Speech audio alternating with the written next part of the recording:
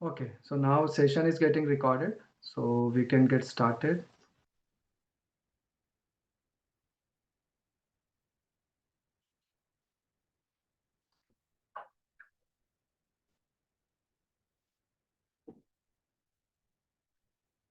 Okay, so first thing first, whenever we are starting making some money or whenever we start earning something, first thing first we need to have is bank account because that's where we keep our money, whatever we are earning.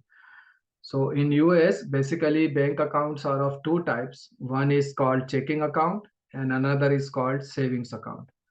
So checking account is generally what you can call it as a your everyday account from where money comes in and money goes out on a day-to-day basis for all the expenses which you are making.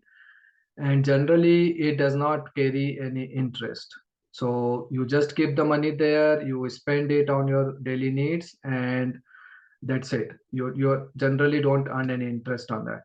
So for that reason, that account is useful for your everyday spend or your monthly spend. Like you should not keep any of your savings or any of your extra money in this account because then it does not earn anything. It just sit there doing nothing. So for that purpose, the another account which we have is savings account. And in that also various types of accounts are there, but general most popular one is called as a high yield savings account. So what high yield means is that it generates interest and high means high interest. So in today's scenario, if we talk about, we are getting close to 5% interest in most of the high yield savings account. So the unique feature about these accounts is that this is mostly online. So you will not find a physical branch for this account.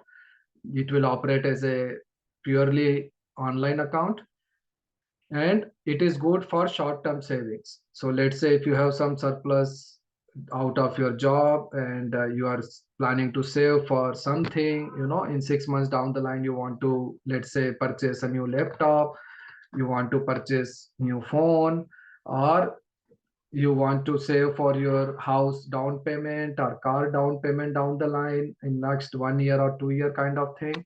So for any such short term goal for which you are planning to save every month, that extra saving you can do it in this high yield savings account, so that till the time you are using that money, you can still keep earning a good interest on that.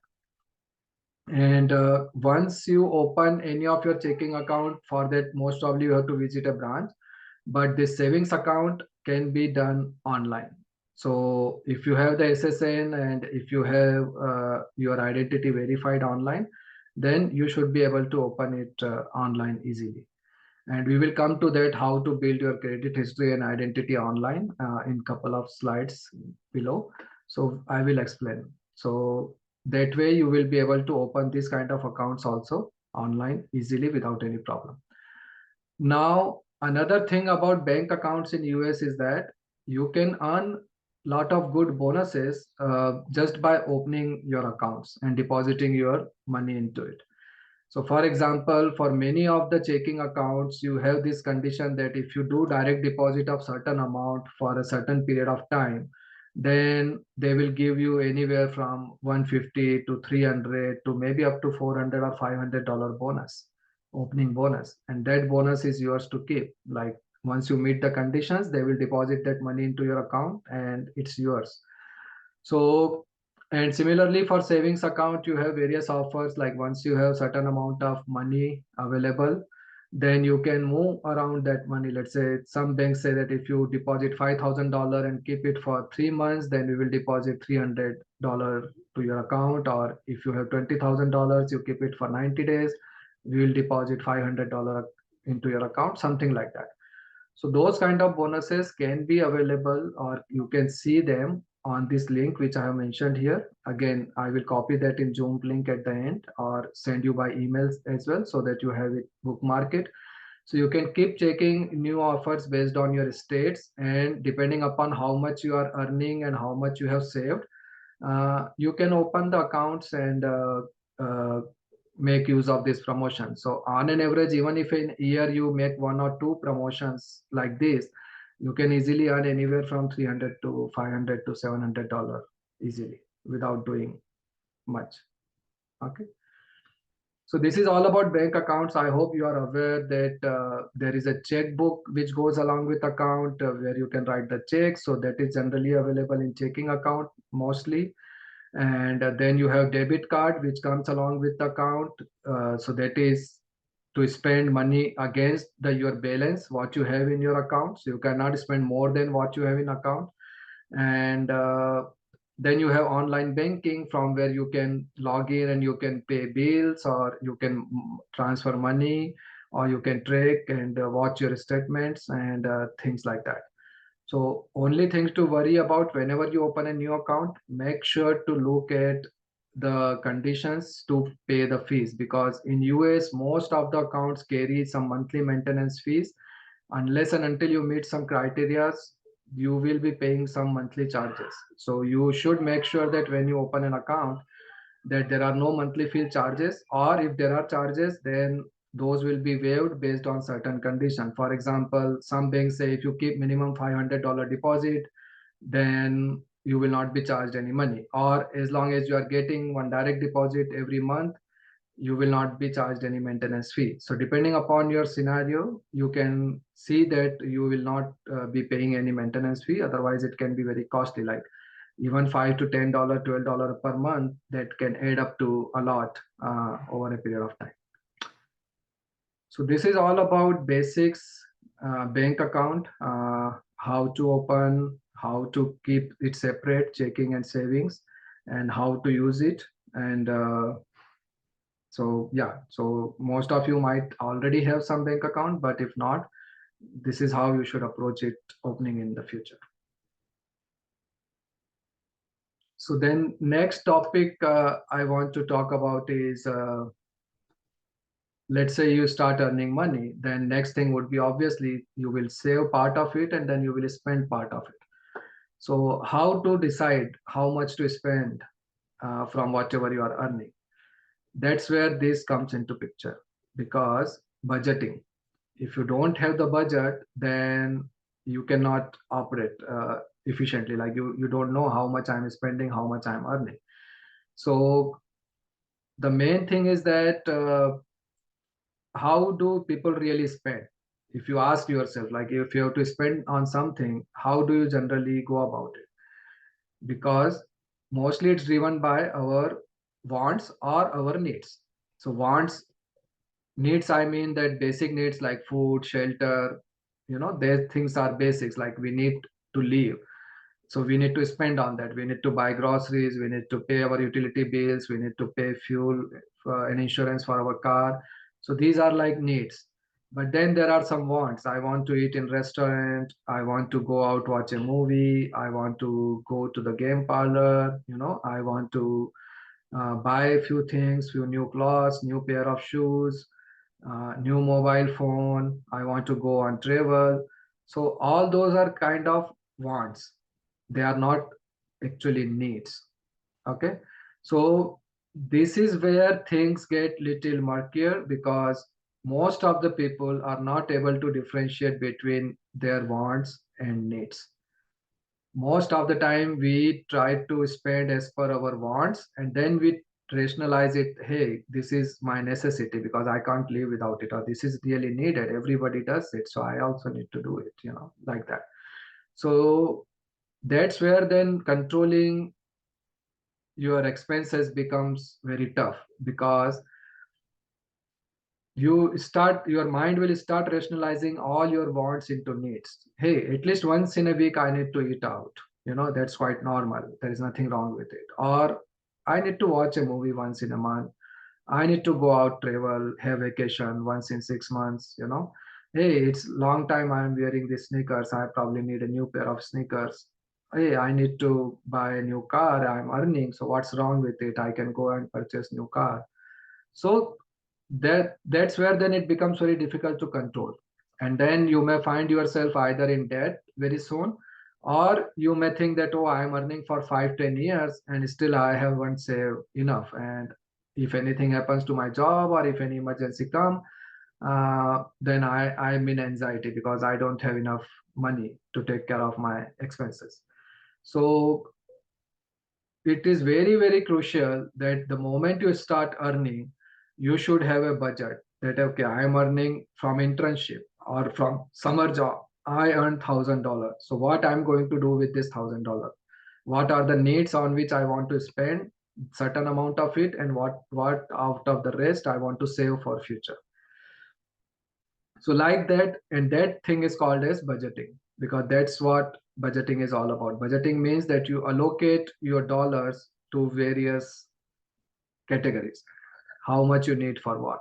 This is what every corporate do, this is what every government do, this is what even your father and mother might be doing as well. So because otherwise it's very hard to control. So the way to do it, for most of you, those who are doing full-time job, yes, it's applicable right away. But for those who are still full-time student, this is something to be aware of.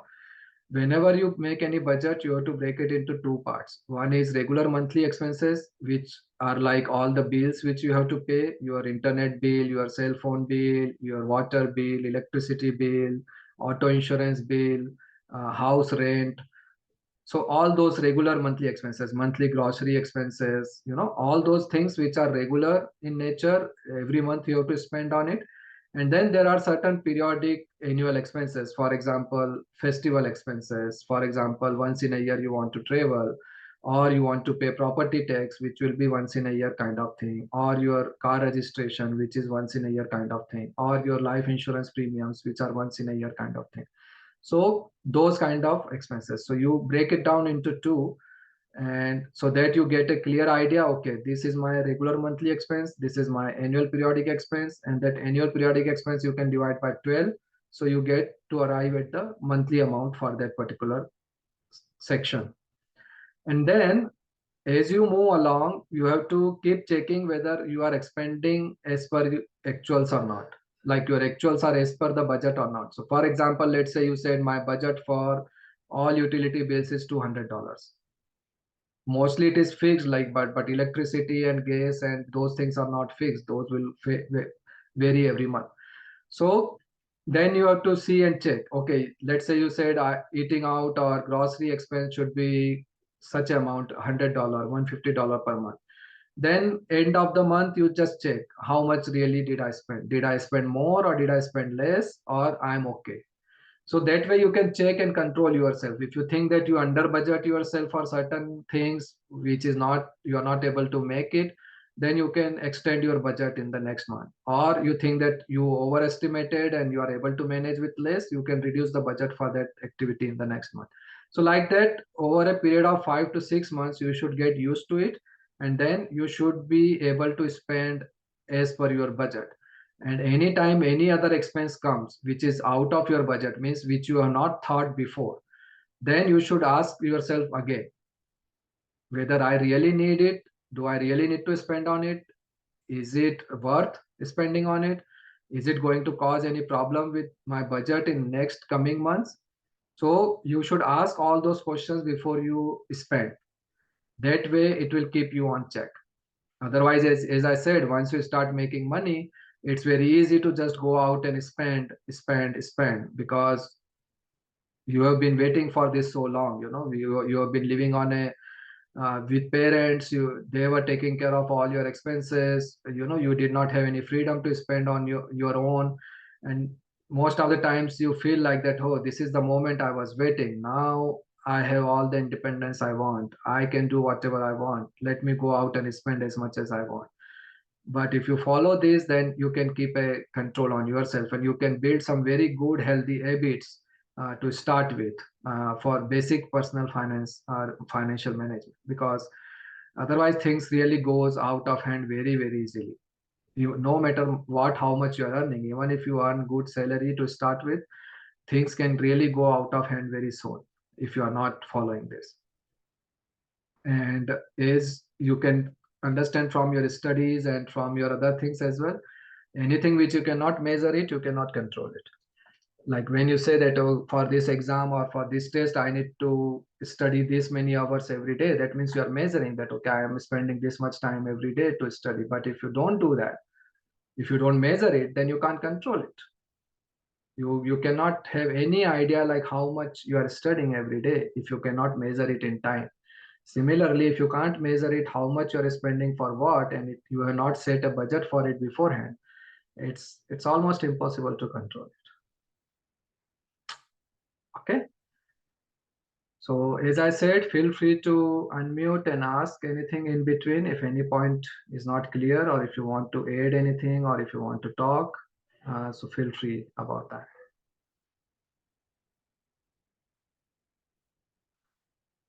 Okay, so next we come to credit cards. So as you may be aware, there are two types of cards you will have in your wallet. One is debit card, which we just talked about, which is tied to your bank account, and the spending limit on that is equal to how much balance you have in your account.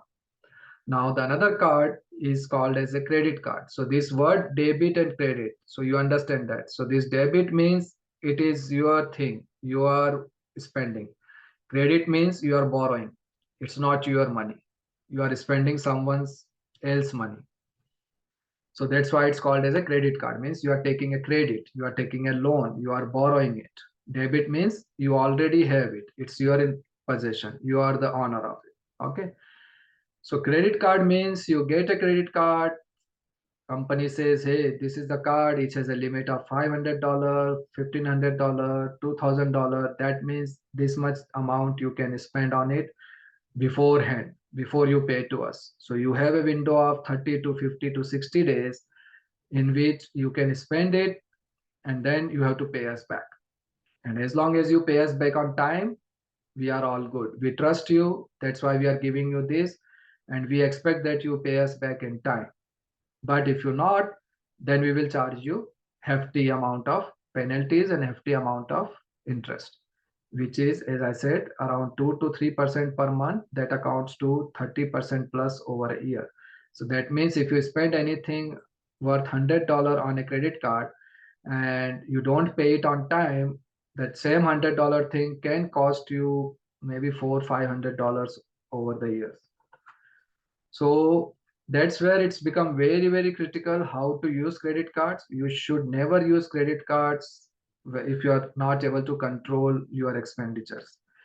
So what I discussed so far, if you are following a budget, if you are a sensible spender, then yes, credit card is a good thing to have. But if you are impulsive spender, you don't track your budget, you don't know how much you're spending, then it can be a very, very terrible tool which can probably just ruin your entire financial life.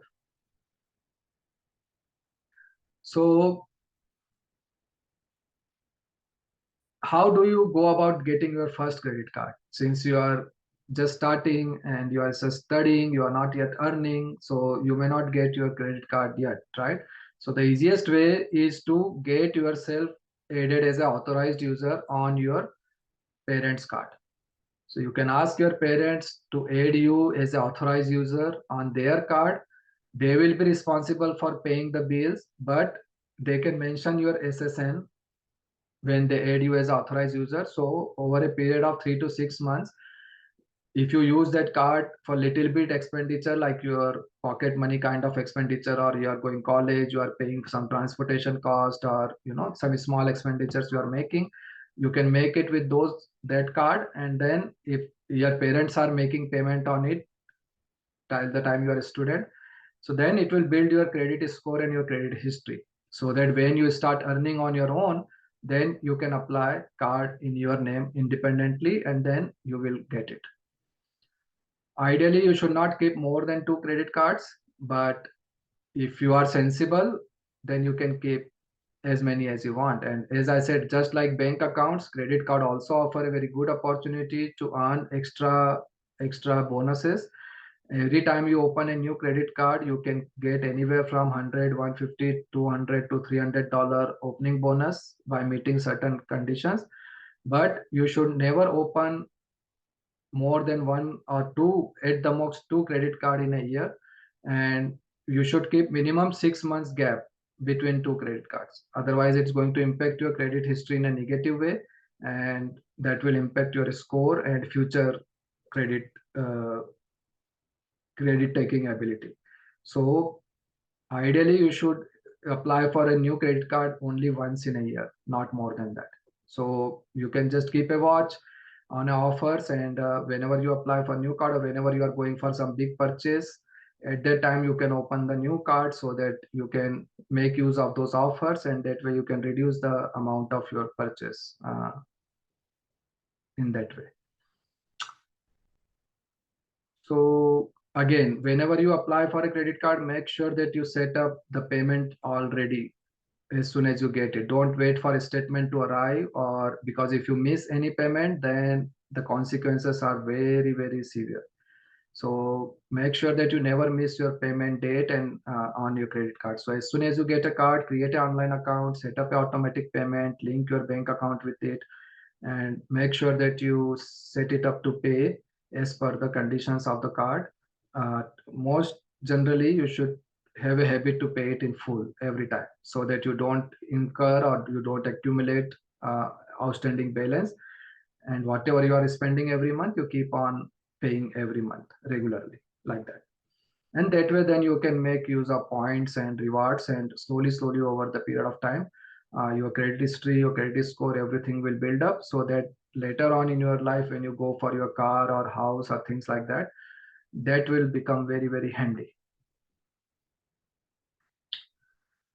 Okay, so this is all basics about bank accounts, credit card, budgeting, and debit card, and how you should handle your money day to day, because these are the tools which you will be using to handle your day to day money. Okay, so yes, Mataji.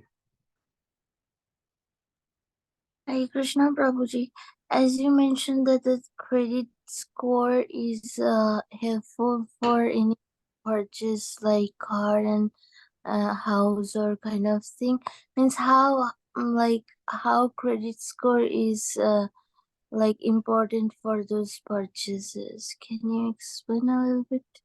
Yes, so it's very, very important. In US, you cannot borrow any money without credit history or credit score. So if you don't have good credit score, that means 720, 730 and above, then most of the banks will either charge you large percentage, or they may not give you loan for house or car or things like that.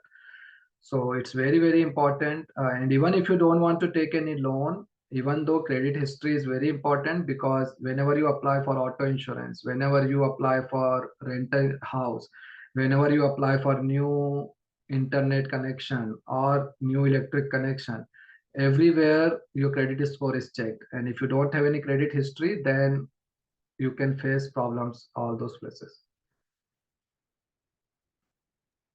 Gotcha, Prabhuji. Thank you so much. Yes. Yes, Laksha. Hare Krishna Prabhu. Hare Krishna. My question was, so you said that for the budget you should check where your money is being spent. So do you check that on like from the bank account itself, or is there somewhere else like you check? Yeah, so you can use some tools. One thing is like to start with, you can do from bank account itself. Hopefully, you will not be spending like 30, 40, 50 transactions in a month. But as you get into your family life and your expenses becomes too wide and far, then you can make use of some tools which categorize your expenses accordingly in various categories, and then you can just look at a pictorial view of your expenditure month on a month basis. So there are some free tools available. You can search like free budgeting tool, something like that, or if it is simple enough, you can use your bank account itself. Okay, Statement of bank account itself. Yeah. And most of the bank accounts give these tools on their in their account also, like Bank of America, I think, and most of this credit card company also give your year-end report, in which they categorize all the expenses category wise for entire year. So that is also one way. to look at. Okay, Prabhu. Thank you. Yeah. Okay, so we'll move ahead. So now let's say you are making money, you are operating on budget, and then you are spending less. So that means you are saving something, right? So when you are saving something, then we have to invest it properly so that it grows over a period of time. It's just not sitting idle in your bank account. So now let's talk about what are those basic investment options are and what are the features of each of those and which one we should go about in what manner. Okay, so next section we will focus and discuss about this. So as you can see, high level investment options in the order of no risk to highest risk is listed here.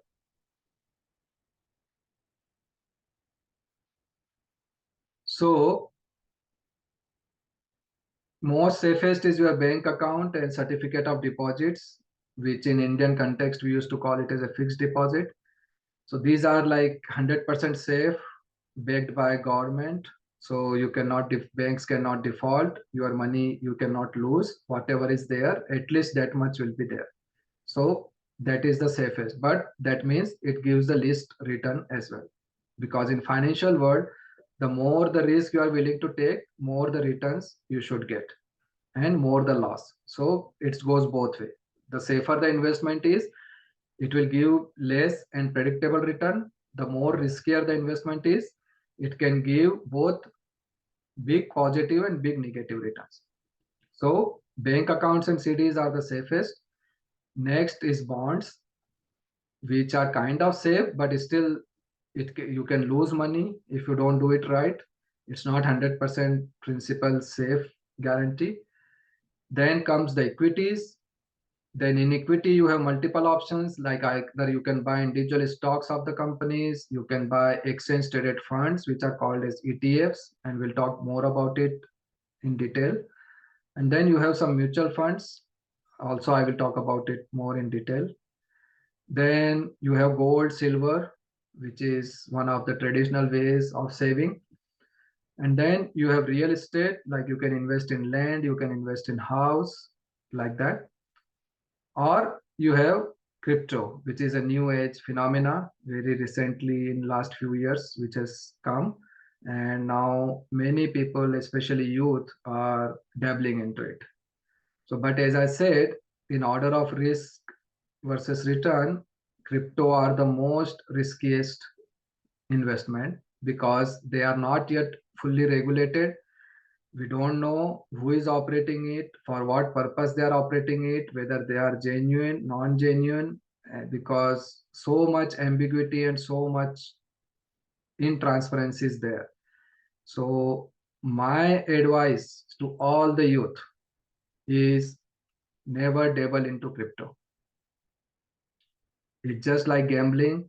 You may lose your entire 100% whatever you put into it. It may look very attractive. It may look like you are getting lot of money, you are getting lot of returns, but it's kind of addictive, and it can ruin your financial future in no time. So stay away from crypto. That is my conservative advice here. But for all other, we will discuss in detail, like what are the pros and cons and when and how you should go about it. So now whenever we invest something, first thing we have to take into account is our time horizon, because as I said, if we are saving, that means we are saving it for some purpose. It's not like that we are just saving for the sake of saving. So whenever we save some money, we want to use that money down the line. So for example, as I told you before, you may be saving small pocket money or a small amount to buy a new phone in next 6 months or a new laptop in next 6 months. Or you may be saving some money to buy a car in next few months or new year, next year. Or you are saving for house down payment. Or you are saving for your kids' education before they are born or once they are born. Or you are saving for your own retirement. You are still 17, 18, 20, 21, 25, but you want to save for your retirement so that you can retire early, or you want to retire comfortably whenever you retire. So depending upon that, you get a sense of time horizon, that how long after I need this money, for what purpose.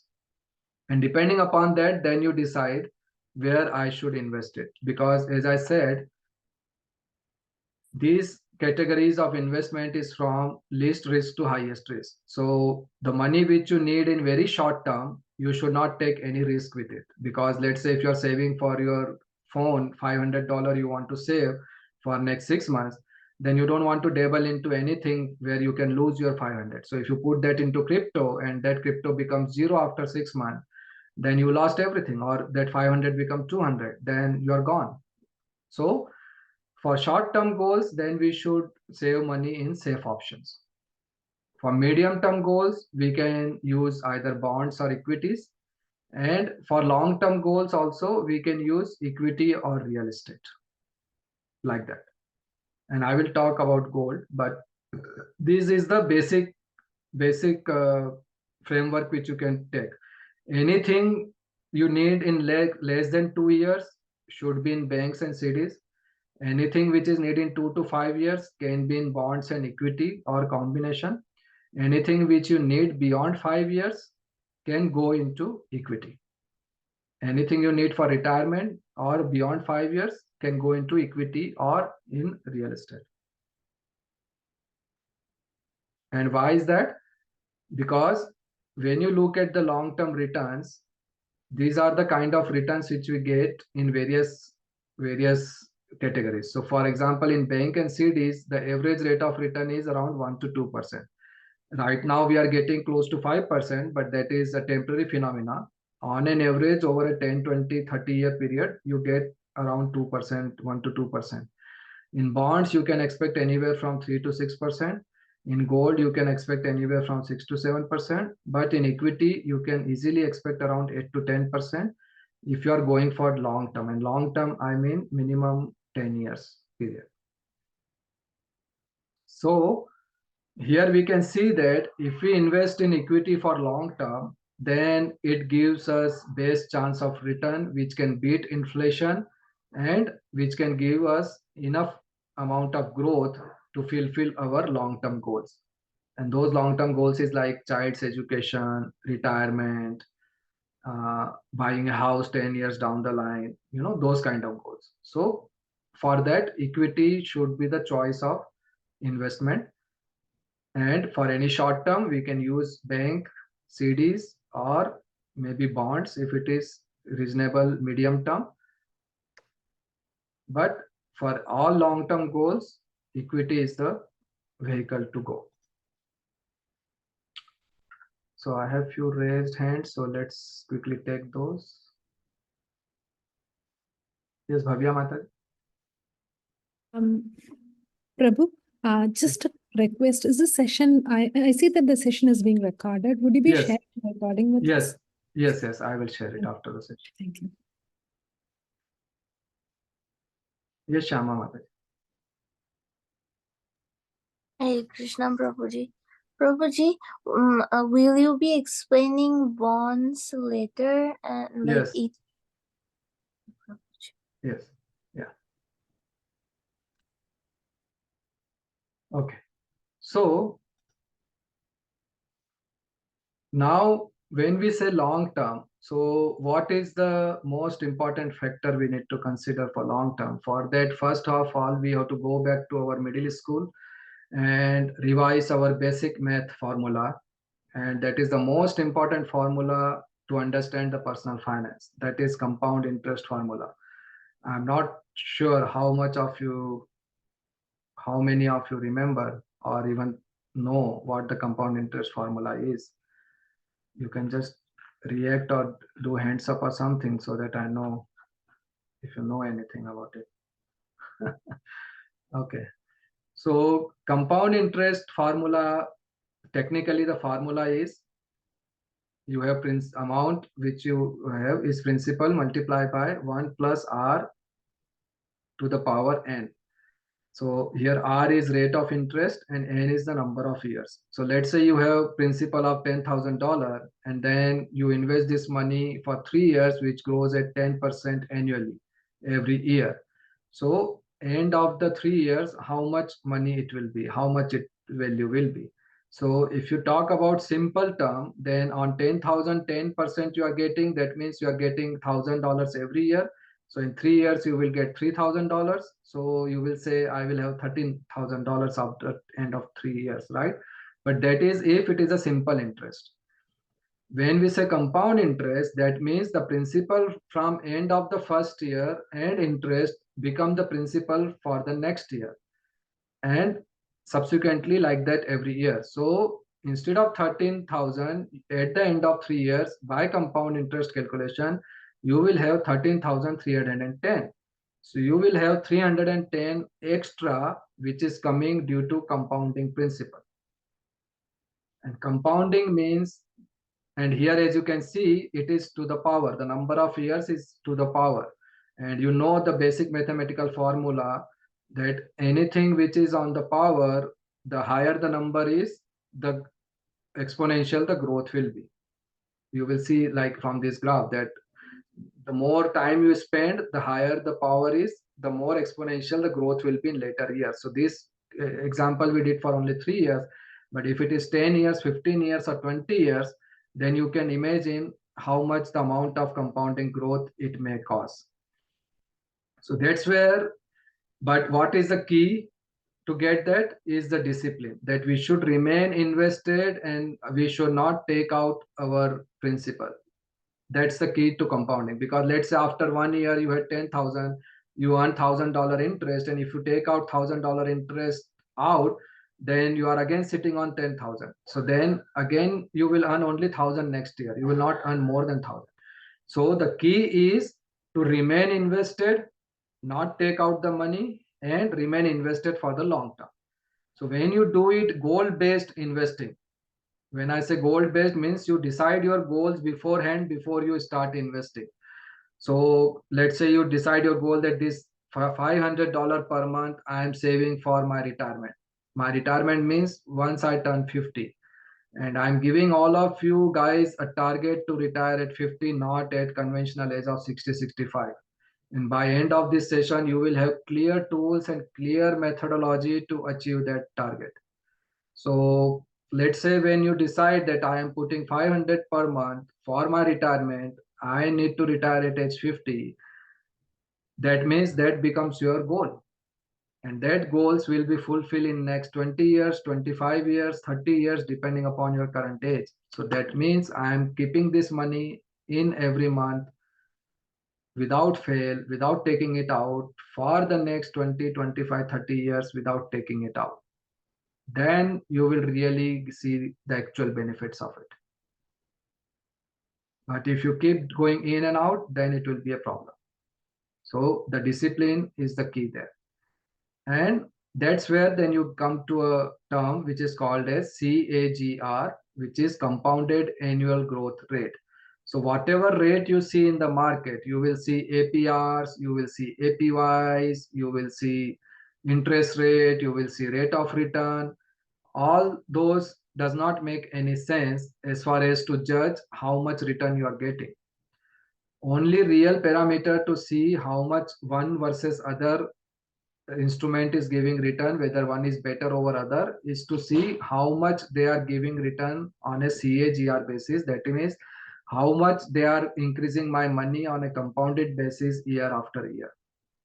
And on basis of that, you should judge whether some one investment A is better as compared to investment B and vice versa. So if you want to see it pictorially, this is how it looks like. Let's say you are age 22, you just came out of college, you start earning. On an average, if you are doing a full 4-year college degree, then unless and until it's some very outdated degree or something, which I don't think anybody of you are pursuing, then you will get minimum $60,000 to $70,000 package to start with. And again, I'm putting it on a very lower side. Some of you may even start with a 6-figure salary to start with. But let's say conservatively, you start with $60,000 to $70,000 budget package at the age of 21, 22, as soon as you are out of your undergrad degree. And then if you start putting $500 every month towards your retirement from it, that is $6,000 per year. And then if you continue to do so till age 550, then this brown line represents how much money you have invested. As you can see, after turning age 50, it becomes flat. It means after that you are not saving anymore, you are already in retirement. And this red line represents the growth of that savings which you have put. And as you can see, by the time you turn to age 60, just by saving $500 per month for 28 years, you can become millionaire. It will cross $1 million by the time you are in your 70 or 80. So that's the power of discipline. That's the power of compound interest. That's the power of investing systematically, consistently, without losing focus from your goal. And it's doable, it's achievable for anyone and everyone. And just by saving menial amount of $500 per month, I'm not saying you have to save thousands every month for that, but more you delay, let's say if you start saving at 30 or 35, the more 2 times, 3 times, or maybe 4 times more you have to save to achieve the same figure. So it's always good to start early. The moment you get your first paycheck, you should make it a disciplined habit to start saving and investing. If you are earning 1,000, make a budget to spend only 200 or 300 or 500. Don't make a budget to spend all 1,000. If you are earning 10,000, make a budget to spend only 2,000, 3,000. If you, after job, you start making 50, 60K, only make a budget to spend a portion of it, not all of it or more than it. As long as you save and you invest consistently by the means which we are going to discuss next, you will be able to achieve this goal without any problem, without much complications. So next we will discuss all the ways where you can invest it. So before that, let's take a question, Laksha. Hare Krishna Prabhu. So Yeah. my question is how much, so you will have around $1 million when you're 60, but how much can you use with inflation? Like how much will like adjusted for inflation? Like Right. So as I told you before, the average rate of inflation is 2 to 3% in US. Right now, if you're watching the headlines, then inflation is high, but it is again temporary phenomena. On an average, at a 10-year, 20-year average, if you take out, the inflation in US is around 2 to 3%. That's the government target also. They want to keep inflation always under 2%. Yeah. And equity gives return of 8 to 10% over a long-term period. So that means you are beating the inflation by 6 to 8%. Oh, okay. So you will be ahead of inflation only when you get at least 3 to 4% more than inflation. In all other instruments like bonds and FDs and even gold, you will not be able to achieve that target. So you will be either close to inflation, like in bank and FDs, you are under inflation. That means your value will go down over the years. Let's say if some money you need after 10 years and you are putting it in bank and FDs, that means the purchasing power of that will be reduced after 10 years. If you put in bond, you may hardly able to make it, but not beat it. Similarly, in gold, it's very volatile. You may not be for sure, but equity is the only asset class which can give you that kind of confidence that yes, over a long period, I will be able to beat inflation if I remain invested. Okay. Thank you, Prabhu. Yeah. So now there are various ways you can invest in equity. So we'll discuss few high level options now and the pros and cons, and you will get the handouts of this and recording also later, so you can go in more detail. I will just tell you some very high level concepts of each of these so that you have some idea. Okay. So the very first most common and most popular option, as soon as you start working, you will hear about 401k. And if you're not aware of this term, then this is just like, and I'm not sure, you did not grow up in India, so I cannot quote that example, but this is kind of your default retirement saving plan, which every employer offers. So as soon as you join your first job, you will get an option in your signing forms. You will see that company is offering you a 401k, which is nothing but a retirement account where a portion of your salaries goes every month, and then it remain invested till your retirement, which is 59 and a half years as of now. So you cannot take money out before that time without causing extra penalties and charges. And idea is that you remain invested till that age and use this money for your retirement needs, because there is no pension in almost in any case, there is no pension here. So once you stop working, you need some money coming from somewhere to continue for your life expenses. So that way, this account is built for that purpose only. And good thing about this is, or maybe a bad thing, that will depend on individual to individual, that it gives you tax saving also. So the whatever money you contribute towards this will not get counted as your taxable income. That means you will save tax on it.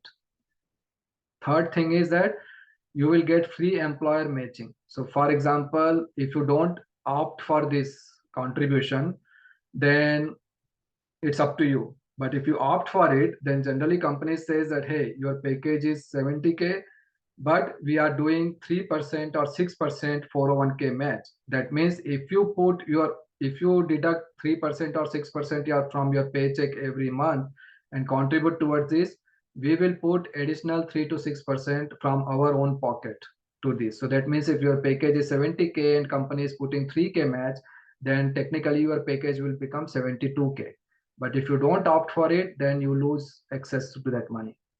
So by default, you should always opt for 401k from the very first paycheck itself. From the very first full-time paycheck which you get. On internship, you will not get it. But once you turn into a full-time employment, from the very first paycheck, you should opt for 401k, minimum up to the extent they are offering a match.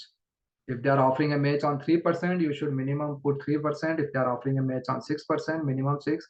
If they are offering a match on 10%, 10, whatever they are giving matching, you should make full use of it. You should not leave that money on the table. And then you can invest whatever you are contributing into equity through the 401k account which your employer offers. There will be several options in it. I will not discuss about those here, but once you get to that point, you can always come back and we can discuss, or maybe I can do some more session in future, advanced session for that. And then you can choose and pick in that where to invest, and you can pick equity into that, because this we are doing it for long term. You will not be able to take out money before 59 and a half from this. So you can put all equity to start with into this account. Okay. Then second option is brokerage account, which is the individual brokerage account which you can open with brokerage houses like Fidelity, Vanguard, Charles and Schwab, Robinhood. All these options are there, right? E-Trade. So you can open a brokerage account with these financial institutions, and then you can invest in individual stocks, you can invest in ETFs, or you can invest in mutual funds into it. Now the thing is that since you are investing post-tax money means whatever you get in hand after paying all your income taxes, social security taxes and everything, whatever money you get after that, you save a portion of it and you want to invest it for your short-term or long-term goals. So for that, you can use this account, brokerage account. And in that, you can pick and choose your own way what you want to invest in, and then you can invest it. Most like good thing about your generation is that it's mostly very low cost now and kind of free. There are no transaction fees or anything. In my time, it was like for every transaction you had to pay $30-40 and commission or trade fee. So for for small investors at that time, it was kind of impossible to invest like this. But now it's very, very easy. Mostly it's either low cost or zero cost, and you can invest as little as $10 or $1 technically, but as little as $100 also you can start with. And this is flexible in the sense that there is no restriction when you should take out, when you should not take out, how much you want to contribute. All is up to you. It's all depend on your personal goals and personal saving, and how much and how long you need this money for. Accordingly, then you can pick which stocks or which ETFs I should invest in, and then accordingly you can set it up. Third thing you can do is Roth IRA.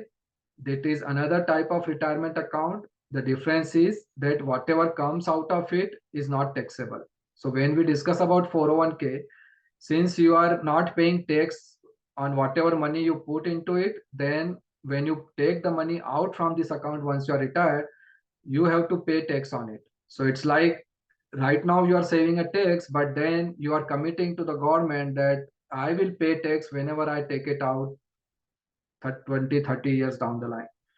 So that is kind of a risky proposition, because you never know how much the tax rates are going to be, how much you will be earning in your retirement from other sources, how wealthier you will become by the time you are retired. You have no clue about it. So that's where we are kind of playing a blind game there, that I am committing myself to pay whatever amount of tax government can ask from me by putting into 401k. So to overcome that, another option given to us is Roth IRA. So in Roth IRA, you don't get any upfront tax saving. So here, whatever amount you are putting is from your post-tax money. That is money which you are saving after all the taxes has been paid. And then if you put the money in this, then whatever you take out once you retire, you don't have to pay any tax on it. So you can again use this to invest in equity, let it grow over the years, and then once it becomes a sizable amount and once you are near your goal, then you can take it out without paying any taxes. So that's the advantage of Roth IRA. Next is called as HSA. The full form is Health Savings Account. Now this one is the most unique and most beneficial account as far as growth and savings, tax savings is concerned, because this gives you tax saving on three fronts. First, whenever whatever money you contribute to it, you don't have to pay any tax on it. Second, money grows into this account without any taxes, paying any taxes, just like 401k and Roth IRA. Third, when you take money out for medical purpose, you don't have to pay any tax on the earnings also. So that means it is free from tax on all three fronts. No other account offer that kind of flexibility. And everyone can contribute to it as long as you are enrolled in a health plan which is high deductible. And what do you mean by that? You will come to know that as soon as you enroll in your health plan on your own, most probably most of you are in your parents' health plan right now, and you can ask them, they might be having a high deductible health plan. But once you join the employment, you will have an option to enroll on your own in your health plan. Or once you become 26 of your age, you have to compulsorily come out of your parents' plan, and then you have to enroll in your own plan. So as long as you enroll in a plan where you are paying high deductible, that means you take a health insurance plan in which you have to pay out of your own pocket for any medical expenses up to a certain dollars before plan starts paying. So for example, you have a health plan which may say like you have to spend $3,000 first in case of any medical need before plan will start paying any dollars. So let's say if you get sick, you go to doctor, you pay out of your pocket first $3,000, and if total bill or expense is more than $3,000, then plan will start paying. So those kind of plans, if you are enrolled in, the good thing is that you pay less premium on that. So then whatever money you save by paying less premium, you can invest or put into this account, which is called as health saving account.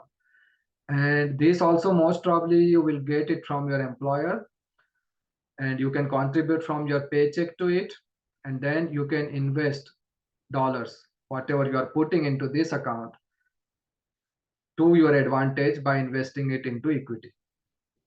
Now, as I told you earlier, whatever you put in equity is for long term, is not for short term.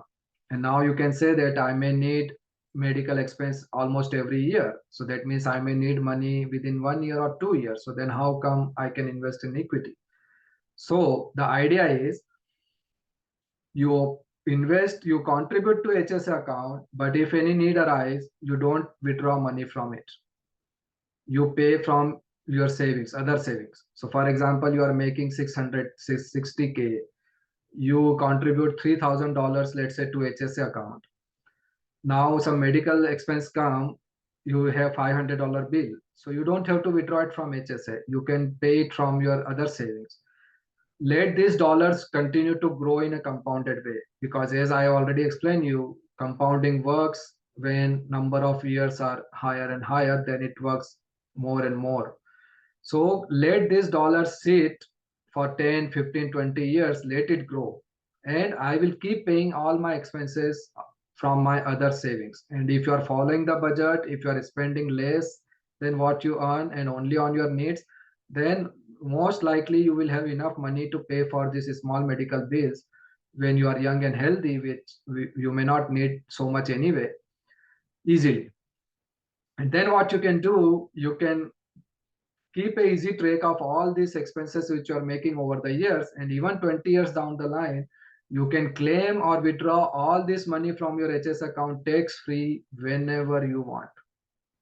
That's the advantage. So for example, you are saving $2,000 every year into HSA. After 20 years, let's say it has become $60,000. And over the years, you have saved receipt of $5,000 or $7,000. All in one shot, when you need, you can take out that $5 or $7 or $8,000 worth of receipt without paying any tax, just like that. So you gave yourself time for this money to grow, and at the same time you have built a corpus for yourself which you can use on whenever you want in future.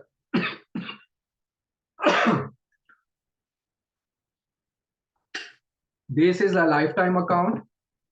You don't have to close it. If you change employment, you can keep transferring it, or you can keep rolling it over. Same it goes with 401k. When you switch employer, make sure that you take care of your old 401k. Don't just leave it out of sight.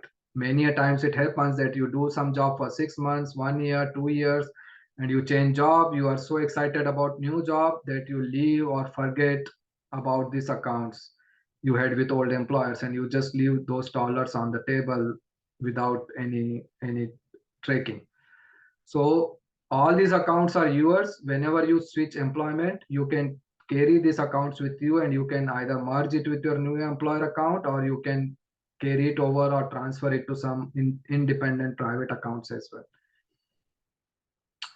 So this HSA you can use up to age 65, sorry, for medical purpose only, but after age 65 you can use it for any other purpose also. So in old age, let's say if you are start saving from age 20 to 23 into this HSA, by the time you are 60, you will have very sizable amount in this account as well, like maybe 300, 400, 400, 500K, which can take care of all your old age medical expenses or some retirement expenses if you are healthy and you don't need it for medical reason. So then you can alleviate all your concerns of old age medical expenses just by contributing to this one account systematically with discipline and investing right from the beginning. So you don't have to worry what will happen to me when I get old and medical is so expensive, I will get sick, who will take care of me? Okay. So any questions so far before we get into next? Okay, so I will move ahead. Hare Krishna Prabhuji, I have Yes. a question. Prabhuji, as you mentioned that when you switch the employer, you can transfer or roll over. Are Right. they synonymous? The transfer or rollover? Sorry, say that again. What is it? You said that when switching the employer, this Mhm. account be transferred or Mhm. rolled over or transferred. Like these terms are like synonymous or different? Oh, Are- yeah. So these little bit different. Uh, End result is the same, but the way it is done is different. So when I say rollover, in that case, they send out a check to you and then you deposit that check to the next company. And when I say transfer, that happens directly without your involvement. Like you just authorize it and they move the money directly from one institute to another institute. So that is the difference. But end result is the same. End result is that your money has come out from the old account and gone into the new account. That is the end result. Got it, Prabhuji. Thank you. Yeah.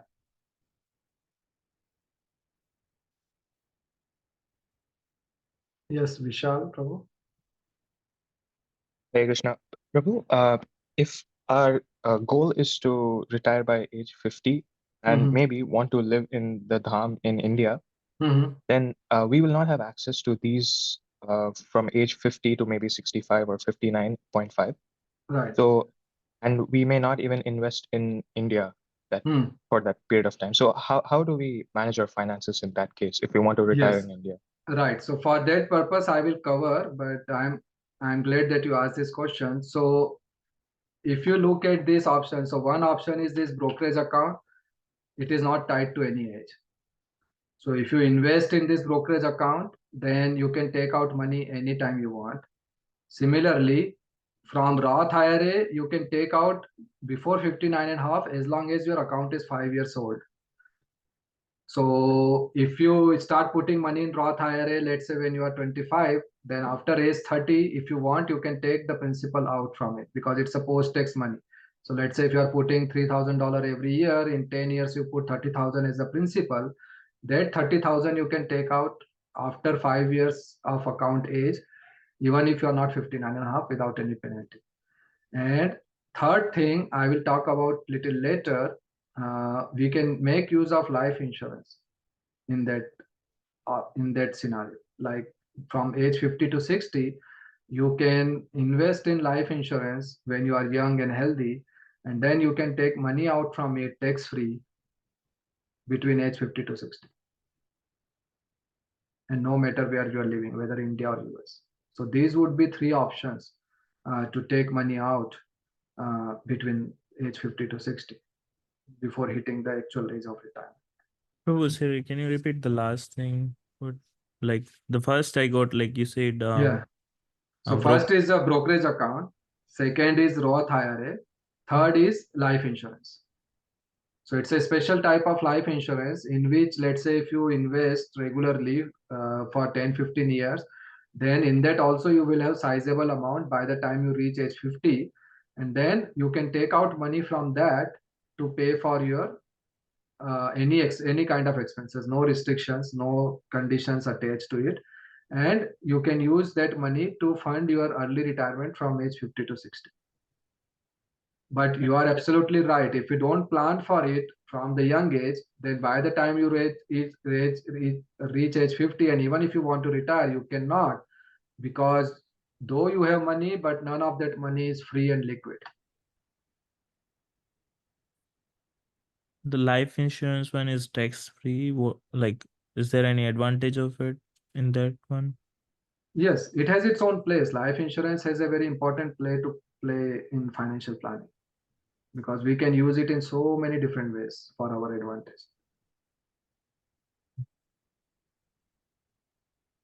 So it's a little advanced topic, so that's why I'm not covering it here in full detail. But we can always do one-on-one follow-up depending upon your situation, and then I can explain you a little further. But there are ways to set it up yourself to retire at age 50 without any liquidity crunch. Because many a times people make a mistake that they have saved enough. It's not like they are not saving. but they have saved mostly in 401k or in real estate or in this all retirement account kind of thing. So even though they want to retire, they cannot because all the money is locked up in all those resources which you cannot tap in before actual age of retirement.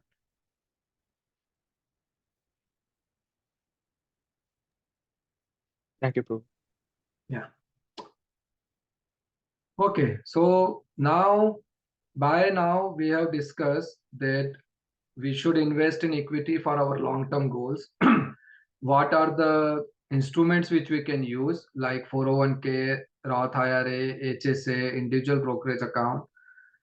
Now, next thing would be how to go about it. Let's say even if I want to invest in 401k or I want to invest in brokerage account, then how do I go about it? Where should I invest? How should I invest? So that I take minimum risk, because as I said, equities are risky. They are not safe like bank account or FDs. But we can reduce the risk of equities as much as possible to a large extent and still able to get that consistent 8 to 10% growth which we are hoping for. So how to go about it? So for that, we will talk about what are the ways available. And if we do like that, then we can increase the chances of our success to a large extent. So first thing is mutual fund. You might have heard this term a lot so far. So what it really means is this is the combination of, like, this is a financial investment vehicle which is actively managed by a professional fund manager. So behind every mutual fund, you will find a person or institution who are managing the funds in a professional way. So you and me are not professional. Let's say if you are studying finance and if you are hoping to become an equity analyst in future or a investment banker or somebody like that, then it's a different thing. But if you are not like that, that means you are not a professional. Even if you are investing in equity, either you are doing it through some tips from your friends or by following social media or by looking at some news or some such random criteria, or just trying to be doing your own research which may not be enough or which may not be right. So then, like anything else, like for legal help we go to a certified lawyer, for medical help we go to a certified doctor, to get our education we go to a authorized university.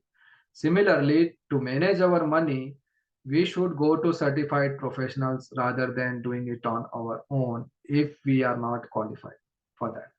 So mutual funds are that which are managed by professional people, professional institutes who are qualified for that purpose. Second are called as active funds. So the difference between mutual fund and index fund is that mutual funds are actively managed. That means a person or institution making calls what to buy, what to sell actively behind the scene, mostly on a daily basis. But an index fund is passively managed fund. That means there is already ready-made index are there. For example, S&P 500, you might have heard, NASDAQ, Russell 1000, Russell 2000.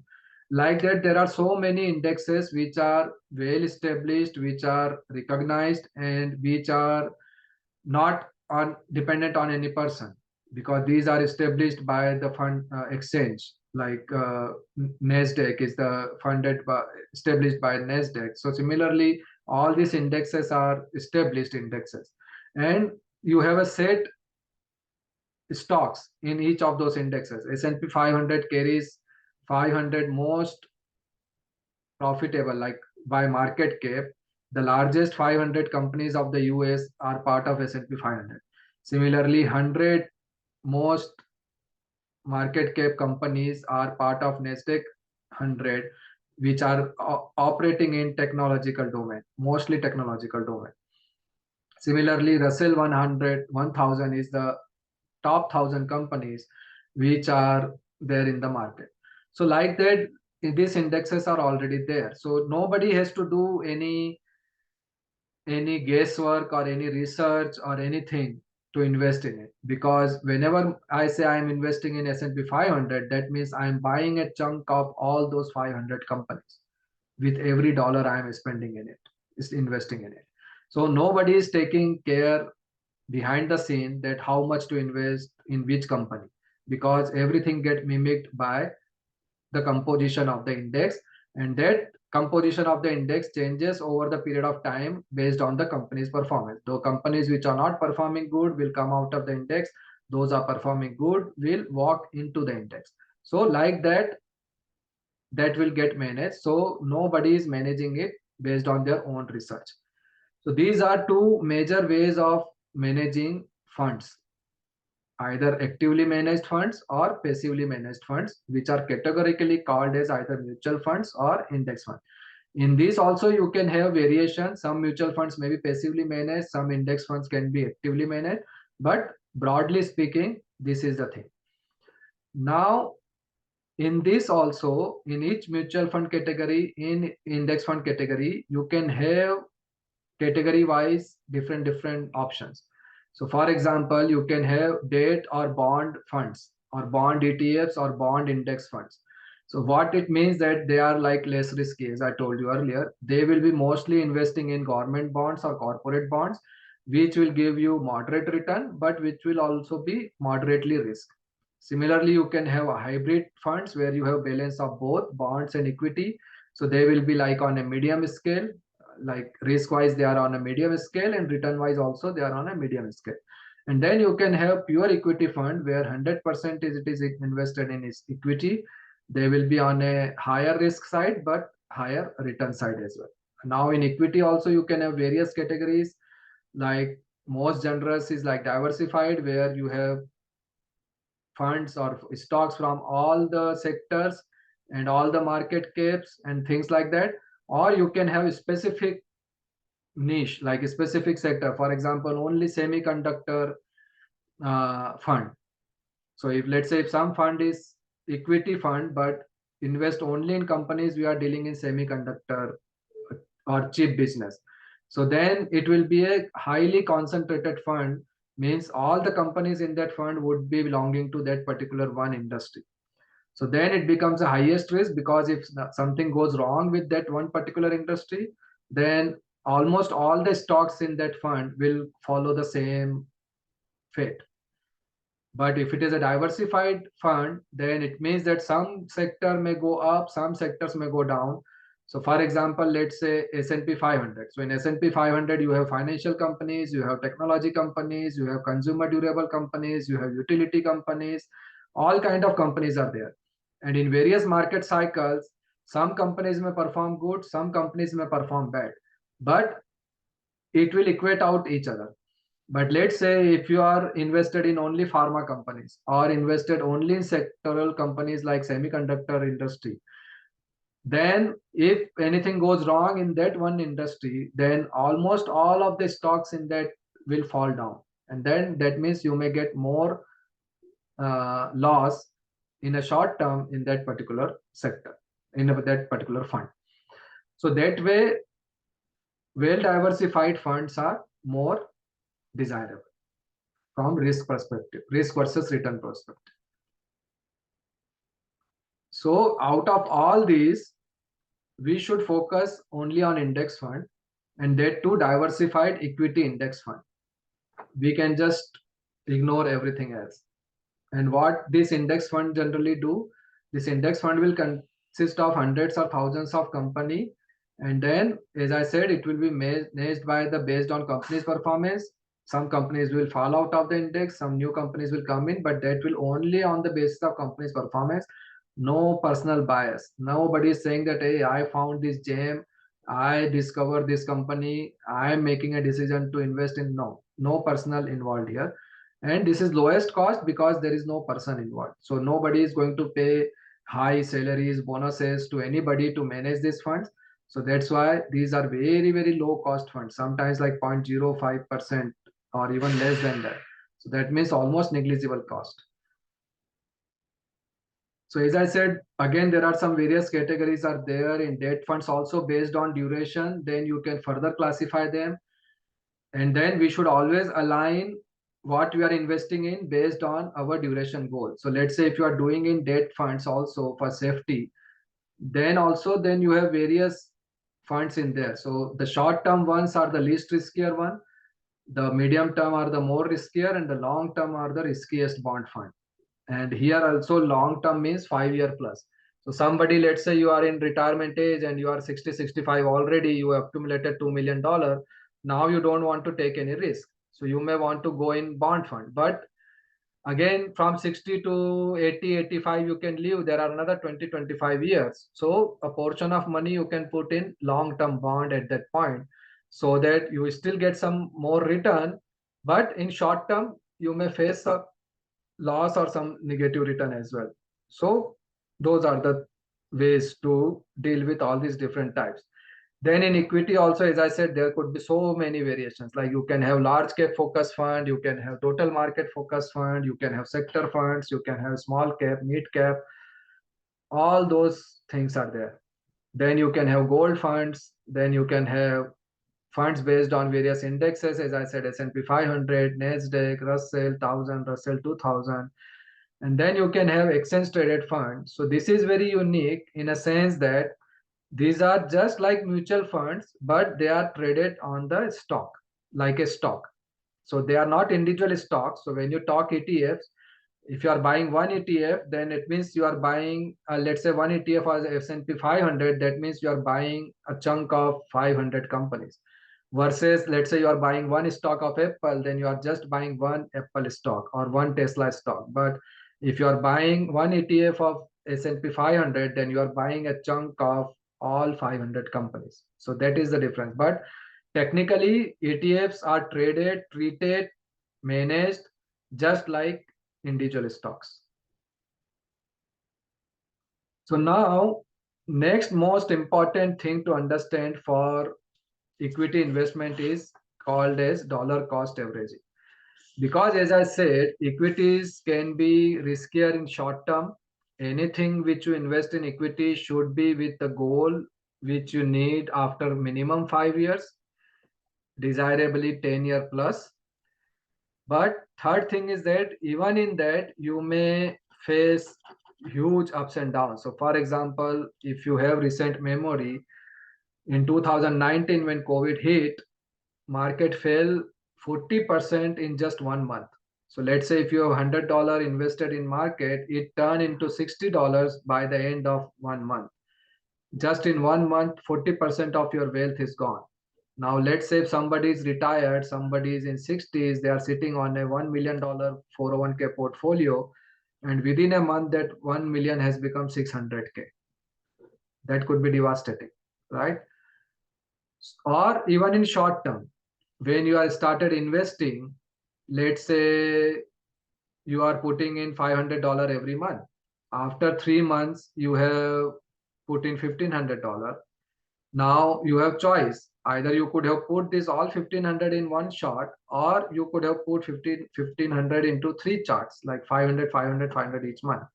So when we do it in chunks every month, that is what called is a dollar cost averaging. That is means we are taking a step-by-step approach rather than taking a lump sum approach, by taking a jump approach. So what it means that you put a fixed dollar amount at regular interval. And this works great for building discipline, because as you are started earning, as you start making budget, and as you set a goal that this much I want to save every month, so then as you are earning every month, similarly you can save every month, and then you can invest every month as well. So all three things, earning, saving, and investment, all three can happen hand in hand every month. So you don't have to worry about, hey, I have $50,000 now, what to do with it? Because that will always be risky to put that much amount of money in equity in one shot, because that 50,000 can become 20,000 or 30,000 or 40,000 if market goes down. And then you will feel jittery. Hey, I lost all this money. I don't want to invest in a stock anymore. That's what it happens for most of the people. They start investing in stocks, they start investing in equity, they make money for some time, and then when they hit with a sudden big loss, and then they decided that, okay, I will never touch stock in my life again because it's so risky, I don't understand it, I can lose a big amount in it in a span of short time. I don't want to go about it. But if we do it systematically, we can reduce that risk to a large extent, because first, it makes us disciplined, number one. Number two, it's average out our cost. So let's look at it from this example.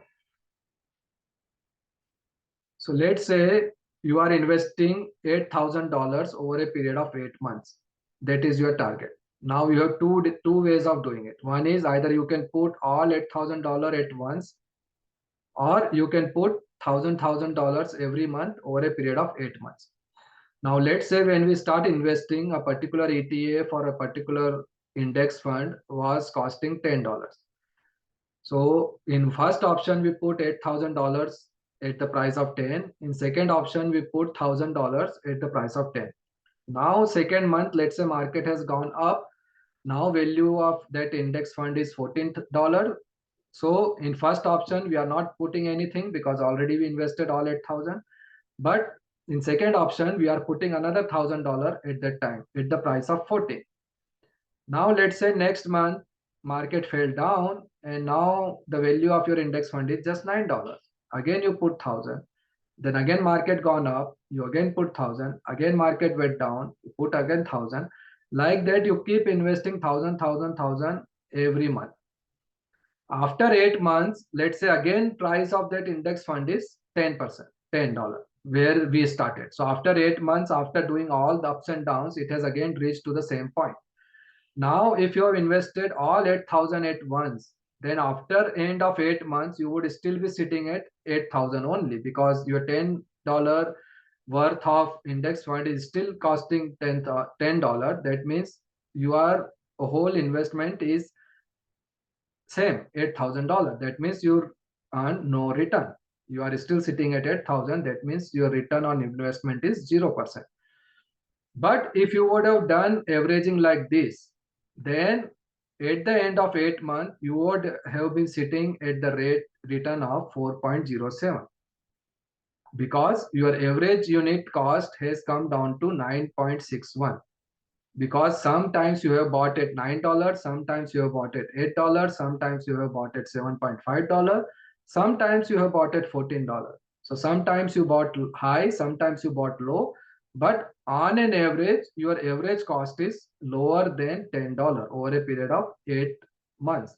So that means you are sitting on gain even though you put $8,000 over a period of 8 months instead of putting everything lumps up at front.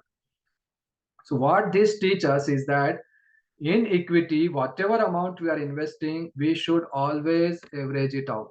We should never try to put anything lump sum into an equity at any point of time, because we never know how markets are going to behave next. It may take any time. So it's always better to follow a disciplined approach. Slow and steady win the race. So everybody has heard the story of hare and tortoise. So that same principle applies here. We want to go slow and steady rather than, being aggressive and being not disciplined in our approach. And this aligns well with how we are earning, how we are saving, because most of the time anyway you will not have lump sum amount if you are doing budgeting and if you are following systematic saving and investing. You may get some lump sum when you get some one-time bonuses or one big raise or something like that once in a while, but that also we can average it out. So for example, let's say you get 30,000 bonus once in a year in one shot. So instead of investing that 30,000 all in once in equity, we can spread that 30,000 over the next 6 months, just like this. So always follow the disciplined approach of investing in equity rather than doing ad hoc one-time lump sum approach. This always gives better discipline, better control, and better average return over a long term. And you will feel less shocked, because if you follow this approach, for example, let's say if you have put $8,000 and market has come to 7.5. So then by this time your 8,000 would have become like $6,000, and you would have seen your portfolio, oh my God, it's in red. I have loss of $2,000. But if you are doing averaging like this, then even at this point, you would either not be in loss or a very marginal loss, like $200-300 only. So then you will not feel that jittery, and that will keep you focused, and that will keep you remain invested in market rather than jumping in and out. So this is the basic principle. I will just repeat. Number one, save. Like number one, make budget, save, and then invest. Set a amount and then invest every month. Second, pick a diversified index equity fund. Never put money in individual stocks, because individual stocks are risky to research and always riskier than index fund, because individual company can have a bad time anytime, and you never know. Even for good companies, you never know that whatever price point you are trying to buy is the right price point. For example, let's say even take Apple. Apple is all-time high today.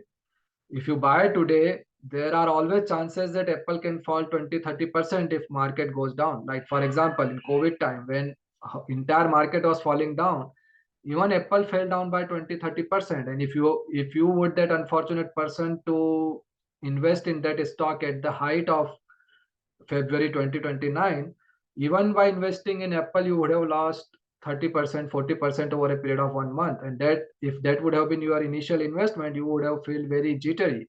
And then you would have got a very bad experience of investing in equity. But if you do it systematically in diversified equity fund, index funds, then with very low cost, you can average out your risk and get very good stable returns over a period of time. Third thing, make this discipline and don't come in and out in a haphazard way. Once you set up a plan, once you set up an investment, then remain stick to it no matter if market goes up and down. As you see from this chart, it always pays out to invest even if market is up or even if market is down, because you never know. Market is always like that, zigzag.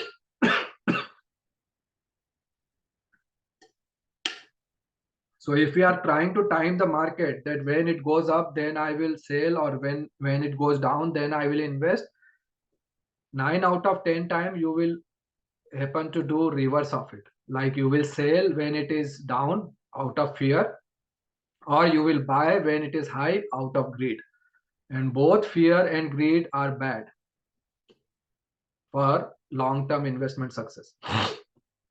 So by following this in regular systematic approach, we can reduce the risk of investing in equity and get a good, sustainable, stable return, which can fulfill all our basic goals of life without much trouble, without much anxiety, and with fair probability of, like, very good probability of success. So let's take some questions at this point. Prabhu, I have a question. Yes, So Prabhu. this example here, Mhm. 8,000, right? We see in Yeah. S&P 500 or any of the index, the fund that, Right. right? It is 10 to 12% Mm. in an average. So Right. how that look if we put 8,000 in first and it goes to 12%, and then we do 1,000 each month? How would that look? Will it still be the $1,000 monthly investment will still beat the let's say here in this case it was 10 in the starting and 10 in the end, but let's say in the over the period 10 in the starting and 10 at the end, right? Yeah. So Prabhu, principle is Yeah. you never know how market is going to do in the future. Past performance is not the guarantee of the future. Though we can say that yes, over a period of long term, equity will perform well. And what is the logic behind that? The logic is simple. Because we are living in a consumeristic economy. Most of the people are spending on things which they don't want to, or which they don't want.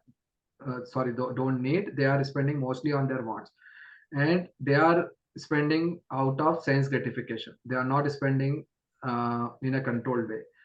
And all these companies which are there in the market, which are trying to exploit that behavior of common people, they will eventually turn profitable, because there are, let's say, 5,000 companies are listed in the market. S&P 500 is picking top 10% of those.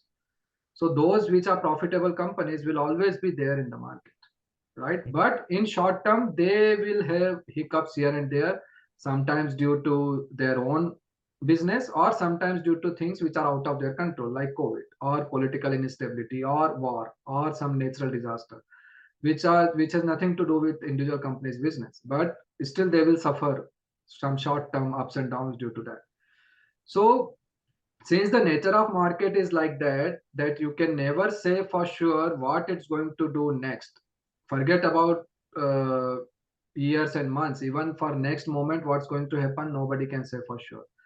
So since the nature of market is like that, it's always good to invest all the time, whether it's low or high, without worrying about what's the level of market is.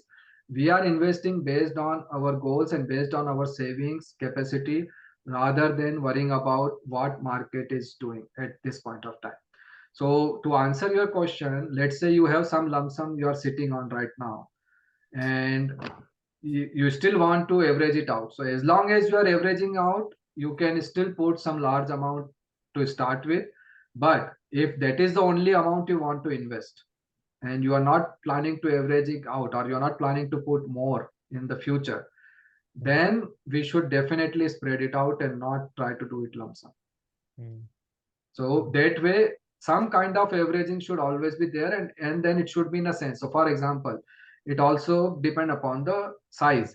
Let's say if you are putting 100,000 and then trying to average it 1,000 per month or $500 per month, then that your 100,000 is too much to average it out with a $500 per month. Maybe it will take 7-8 years to match with that original amount, right?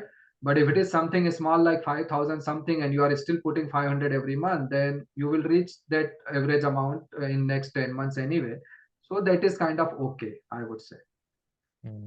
So it depends on those kind of things, like how much you are trying to put lump sum. And again, second thing is how ready you are temperament wise to handle any short term shocks.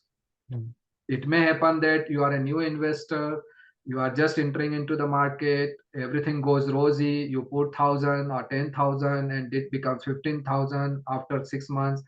You feel so good about it, so happy about it. Or it may be totally reverse, that 10,000 may become 5,000 after 6 months and you become totally dejected, you know. So those things we should avoid, because our investment decision should not be based on our emotions or our behavioral biases. Our investment decision should be based upon a systematic plan, which is neutral to any kind of human emotions and human personal behavioral biases. Then you ensure your success. Otherwise, you will always fall trap. Your mind will always trick you towards the failure rather than towards the success. Sure. Thank you. Yeah. Okay. Any other questions we have?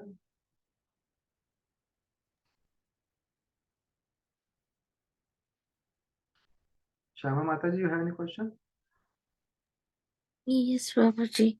Prabhuji, you mentioned about the bank accounts and certificate of deposits, and you also mentioned that they are less riskier, so the return is also less. So if I don't know that right now I'm a student, a PG student, and I'm gonna graduate in 3 years, so I don't know whether I will go back to India or stay here. So this decision I didn't make yet. So what should I go for? This kind of like these kind of investments are not for me, right? The liquidity. Yeah, right. As I said, you have to ask yourself your goal first. Shorter the goal is, safer the investment should be. So in your example, as you're saying, you don't know yet, you are just looking at 3 years time frame, you may need this money after 3 years, depending upon where you are going or where you are settling, then I would say equity would be a riskier proposition, because I said you should put any amount in equity only which you don't need minimum for 5 years, preferably for 10 years. That means Got whatever you put in equity, you should be ready and willing that I will not touch or I will not need any dollar out of it. Minimum 5 years, preferably 10 years. got you, Prabhuji. And what about the certificate of deposit that will you be discussing that? Yeah, Or that you can do, because it's a very safe thing. It's simple. You have different terms and you know the interest rates upfront, how much you are going to get. So it's pretty straightforward. Let's say if you think that I don't need this money for 2 years, I'm getting 4.5% for 2 years. I'm comfortable locking this money for 2 years. Go for it. Lock for 2 years, you will get 4.5. Nothing wrong with that. got you, Prabhuji. And one more question: is the CDs should be the same bank account, like where I have my checking or No, you can have anywhere. You just have to see where you get the good rates. And I can share some link where you can compare the rates, CD rates. So you can see where you are getting the good rate, and you can open anywhere. It's not necessarily be the same bank where you have account, because most probably there you will not get good rates, because most of these big banks, they don't offer very good rates. You have to go for some smaller banks which are able to offer much better rate, but they are FDIC secured, so there is no risk in that. Okay, Prabhuji. Thank you so much. Yes, thank you so much. Yeah. Okay. Anyone has any other question?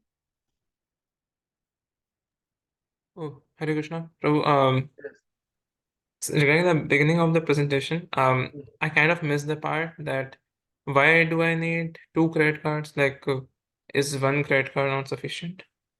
Yeah, one is sufficient.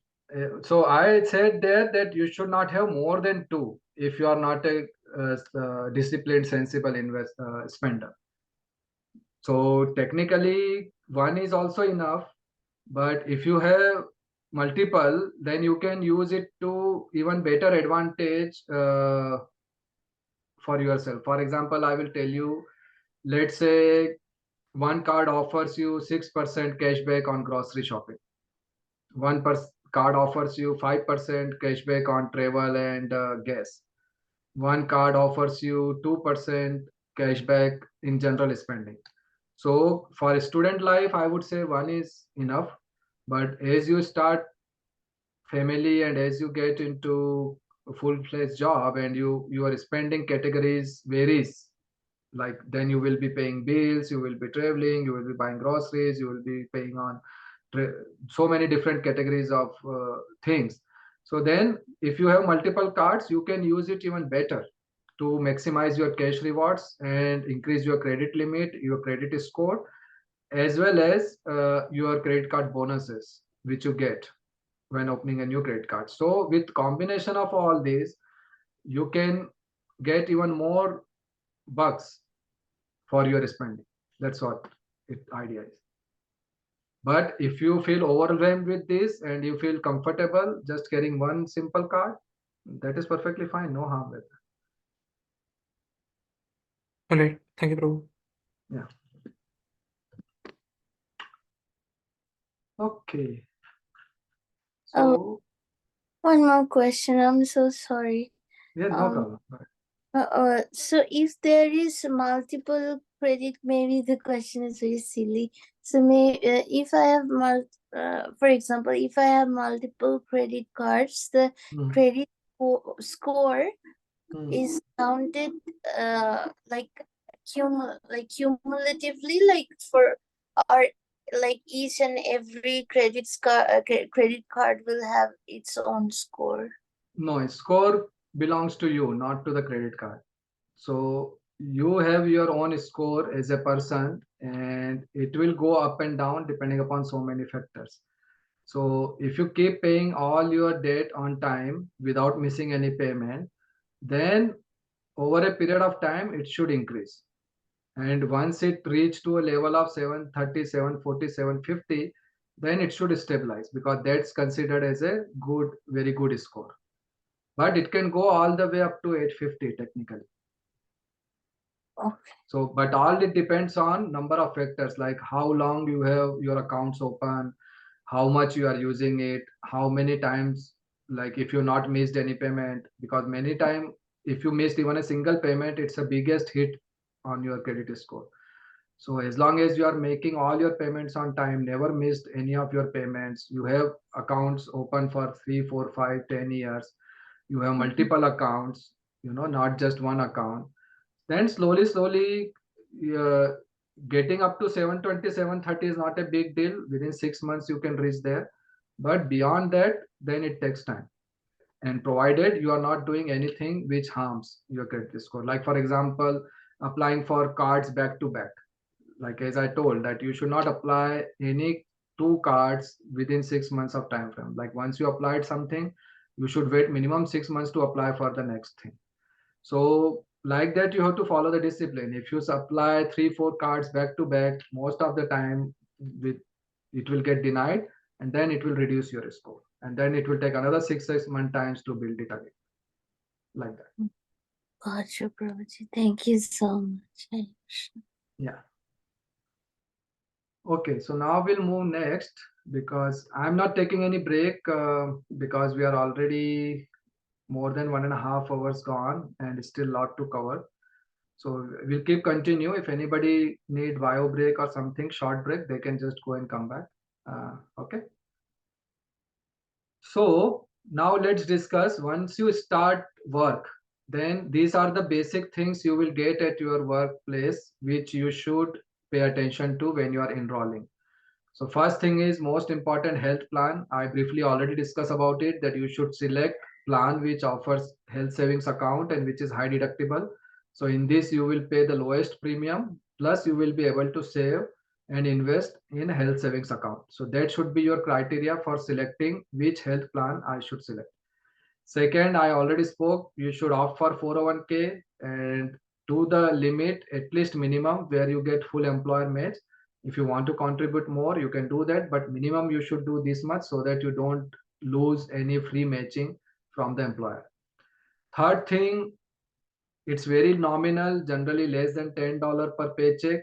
You can opt for disability insurance because that comes very handy. Let's say if you met with some short-term accident, some fracture, some car accident or something which stops you from doing your work, and you don't have enough medical leaves to cover that, then you may lose your job or you may lose your pay for the time being. So this disability insurance will pay you for the time being in that situation.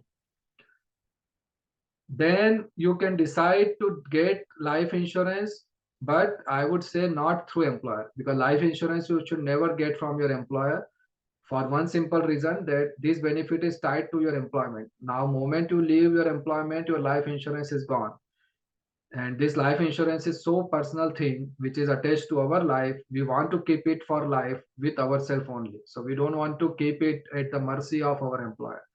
So life insurance should be a personal thing, should be bought in personal name from our own personal resources rather than relying on company. Company will always give you a default life insurance up to 1 times or 2 times of your salary, which is of no cost to you, that you can elect, but don't pay anything to get life insurance from your employer. Then something which is called as a legal plan, which most of the employers offer. This is very handy in few situations. So once you reach that stage, when you are starting family or when you are planning to buy your house, in those kind of situation, you can take this legal plan, because for any house buying, any real estate buying, you need to hire an attorney and you have to spend $3,000-4,000 for that. If you get this legal plan, then you can hire the attorney without any extra cost to you. Similarly, once you start your family, you have kids and all, you will have need to make some trust and some estate planning documents. So those can be done at free of cost through legal plan. And while you are young and still driving, let's say if you get any tickets, if you met with any accident or anything, then you can hire the attorney also through this legal plan without any cost. So I would say in first few years of your employment, you should take this to cover any auto claims or any auto accidents or tickets kind of issues. And then you can stop it if you feel like in middle, and then you can have it again when you are planning to purchase your first house, or when you are starting a family, you have kids and you already bought a house. At that time also, to do the estate planning, you can again opt for this plan and get it done. So these are the main workplace benefits which you should pay attention whenever you switch job or whenever you join your first job. There may be some other benefits here and there, but these are the main ones which you should pay attention to and take benefit of. Then next thing is that you should have proper coverage for basic risks, which may come as you start earning. You will have some liabilities. So most important is life insurance, because your parents might have taken loan to fund your education, or you may take loan for your first house or loan for your car, those kind of things. Or even if not, you will get it eventually. Even if not now, after 5 years, 10 years down the line, you are going to get it. But when you get the life insurance earlier in your life, you can get it a lot cheaper, and then because you are young and healthy. So it always makes sense to get some form of life insurance early in your life.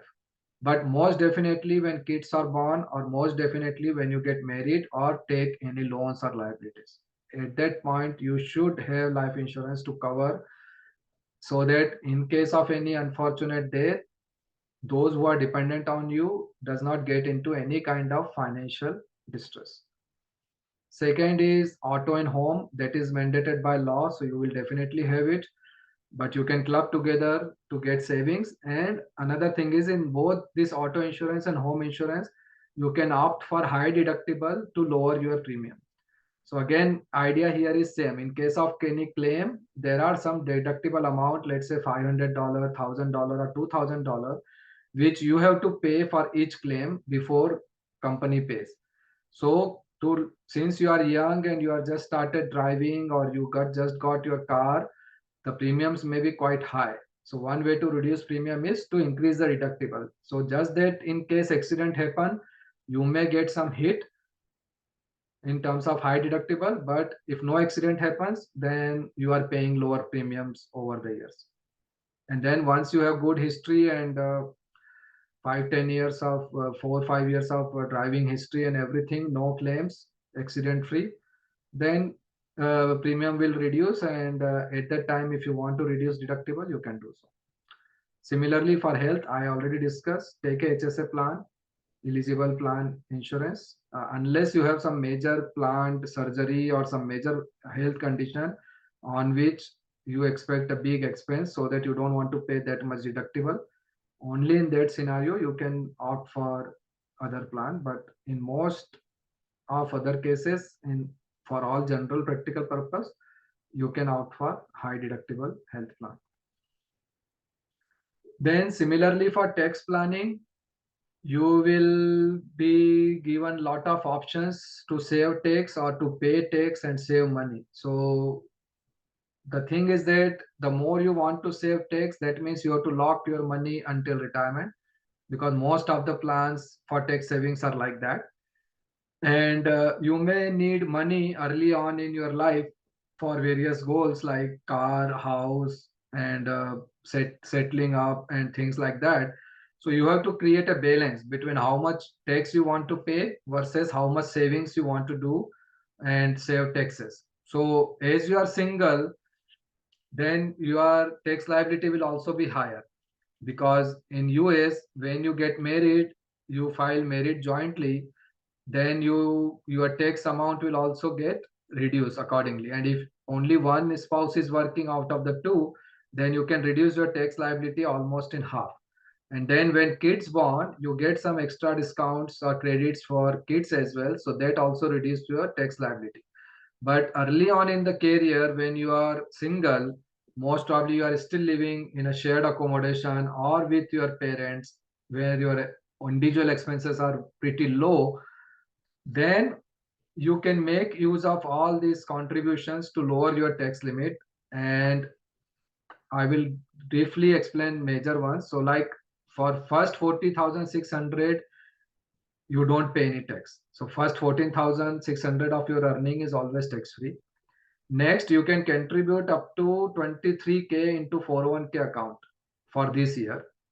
Plus, you can contribute if you are single 3,300 into HSA account for this year.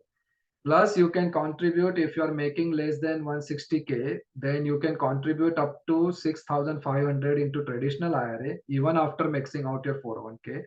So that is 23 plus 326 plus almost 7 is like 33 plus 14 or almost 15. So almost 60,000 of your income can be tax free. So even if you are making 100K, you will be paying taxes only on 40K. Even if you are making 100K, if you make full use of all this. And then you can adjust this as you move along, depending upon your goals, how much liquid money you need. Because if you are putting 40,000, 50, it's like 60,000 in all these things, then you will be left with less money to spend or save for any other goals. But early on in your career, you can make use of this to the full extent so that you save maximum tax, plus it gets you into a habit of saving. Plus, for the power of compounding, the earlier you put your money into these accounts like 401k, HSA, traditional IRA, Roth IRA, the better it will work 20, 30 years down the line, just because of sheer compounding. And then you can reduce this contribution as you move along once you get settled, once you get married, depending upon whether a spouse is earning, not earning, and depending upon your cash flow needs in the future. You move out of your parents' house or you want into independent house on your own. So at that time you can adjust, but initial few years you can make full advantage of paying least amount of taxes and saving maximum by doing all this. Okay, so then we are going to discuss how you should go about buying your home and buying your car. So these are the two things we are going to discuss next. And I will guide you how you should approach buying your first car and buying your first house. Because if you do these two things right, that can make a big difference in your retirement and in your family life finances and your early retirement goal of 50 to 60 years. So pay attention to these next two things. It's very important. So if want to take a quick break, I will pause for 2 minutes, 2 to 3 minutes. Everybody can take a bio break, no need to log off or anything, and we can come back again after 2 minutes. Okay.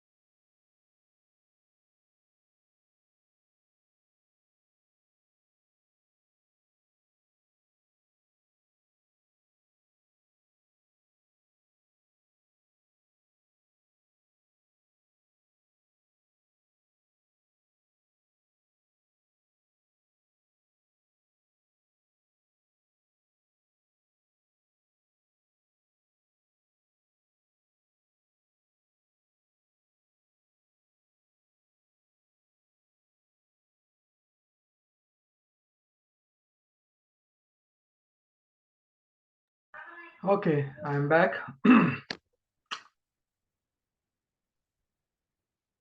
Hope everyone is here.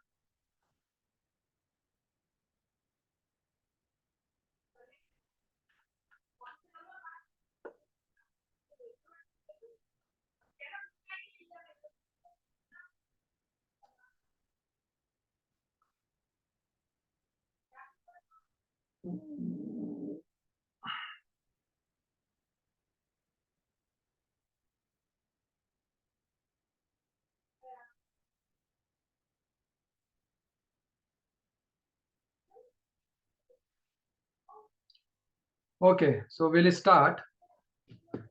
So first major goal you will have once you start earning few years down the line is buying a home, because you may be moving out, you may be going to some other states, and at some point of time you may need to buy your own house. You may not be able to live with your parents. So how should you approach it? How you should go about it? Because it's a very big ticket item, it's a very big investment. For most people, it's the biggest investment of their lifetime. So we have to be very, very careful about it.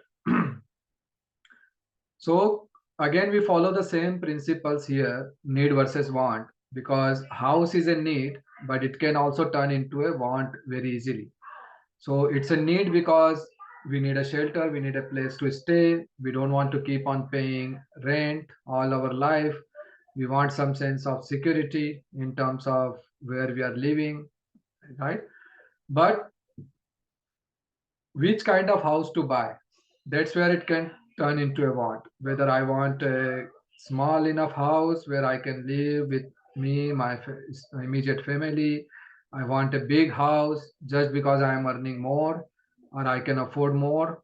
Or I already have these fancy dreams and desires that my house should be like this, it should have this many bedrooms, it should be in that kind of locality, I should have such a big backyard, I should have this, that, all those kind of things. So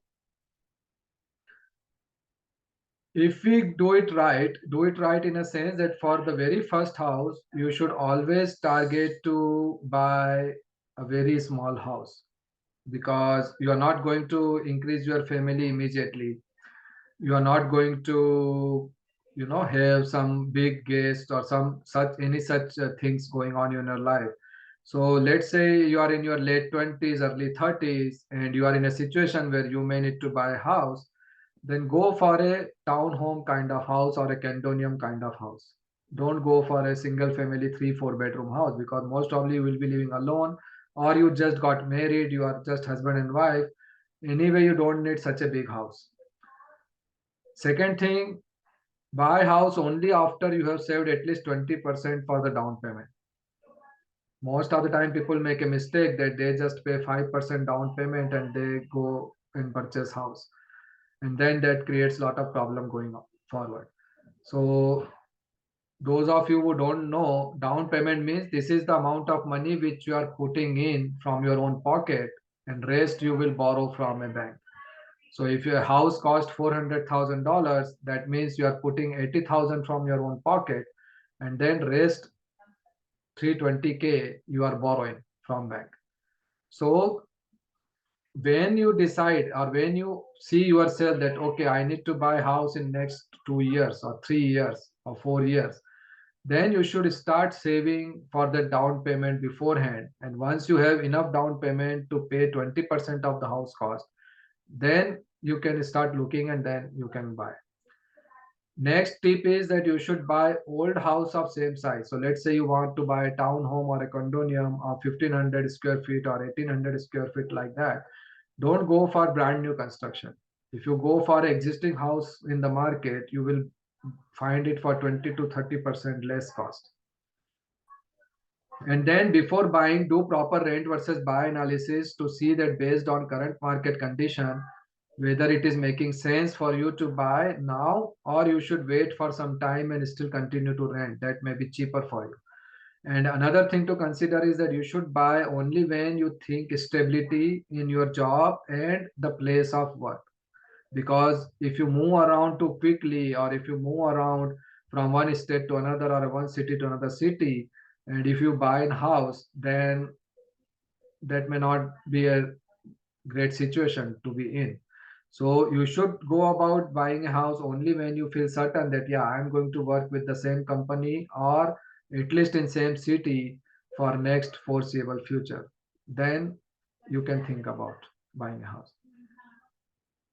So now let's see some numbers and case studies, like why buying a townhome or condominium kind of house saves you tons of money compared to buying a single family large house, which is a normal convention. So if you go against the convention, then how much difference it can make. So a typical example is that if you buy a 4 or 5 bedroom single family house, then it's going to cost minimum 450K. It may be much more, but I'm just taking a national average in tier C, tier D cities. Also, depending upon where you live, where you work, this may be much more, but let's talk about the median numbers. A 450K 30-year loan you will take, you will pay 20% down payment, that is 90K. Then you will pay 169K total interest cost. And now these interest numbers are like 3 years old. Now interest rates are almost double. So this will be even much more than. But let's take that average rate of interest remains like that, 3.5%. You will pay this much in interest cost, and then your monthly installment will come out to be this much, around 1470. Now let's say if you take 3 bedroom townhouse instead, that may cost you anywhere from 270 to 300K. You will be paying less down payment, that is just 54K, 20% of it. You will be paying almost half of the interest cost because of the less borrowing, and then you will be paying almost half of the per month cost because your overall loan and mortgage cost is less. Now whatever savings you are making, like you are saving right away on the down payment, that instead of 90K you just have to save 54K. So that means technically you have saved 47K there, and then you have saved on your monthly cost. So instead of 1469 you will be paying 882. So you paid almost 600 less month over month.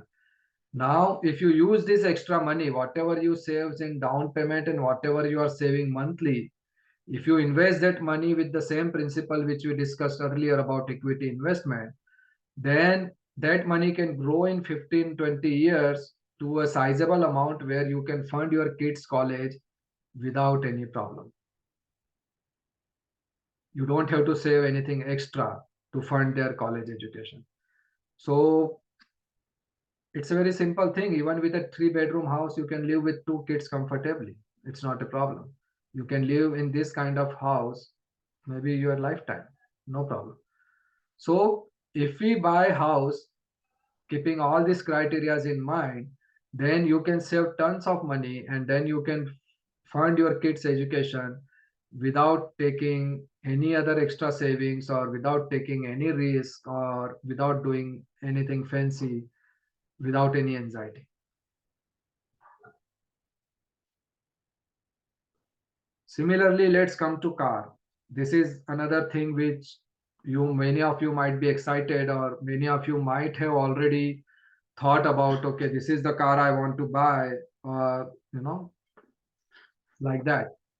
So let's consider same thing here. You buy a brand new car. Here again, I'm taking an example of very simple Toyota Camry kind of car versus you may get 6-figure job and you may want to go for Tesla right away.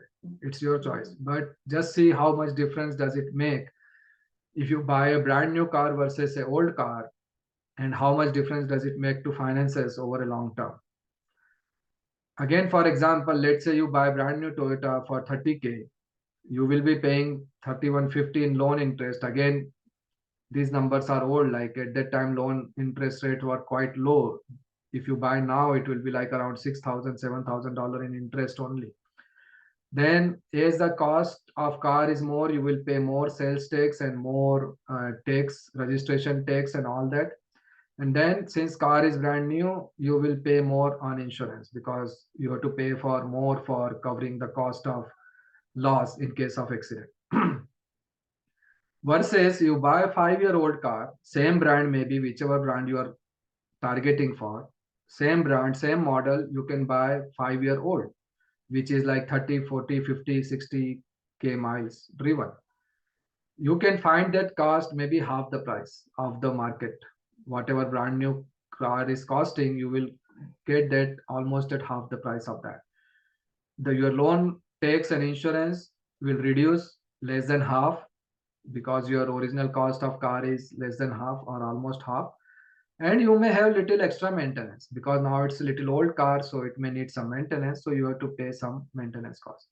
But still overall you will save, as I told in this example, like you will over a 5-year period you will save 19K.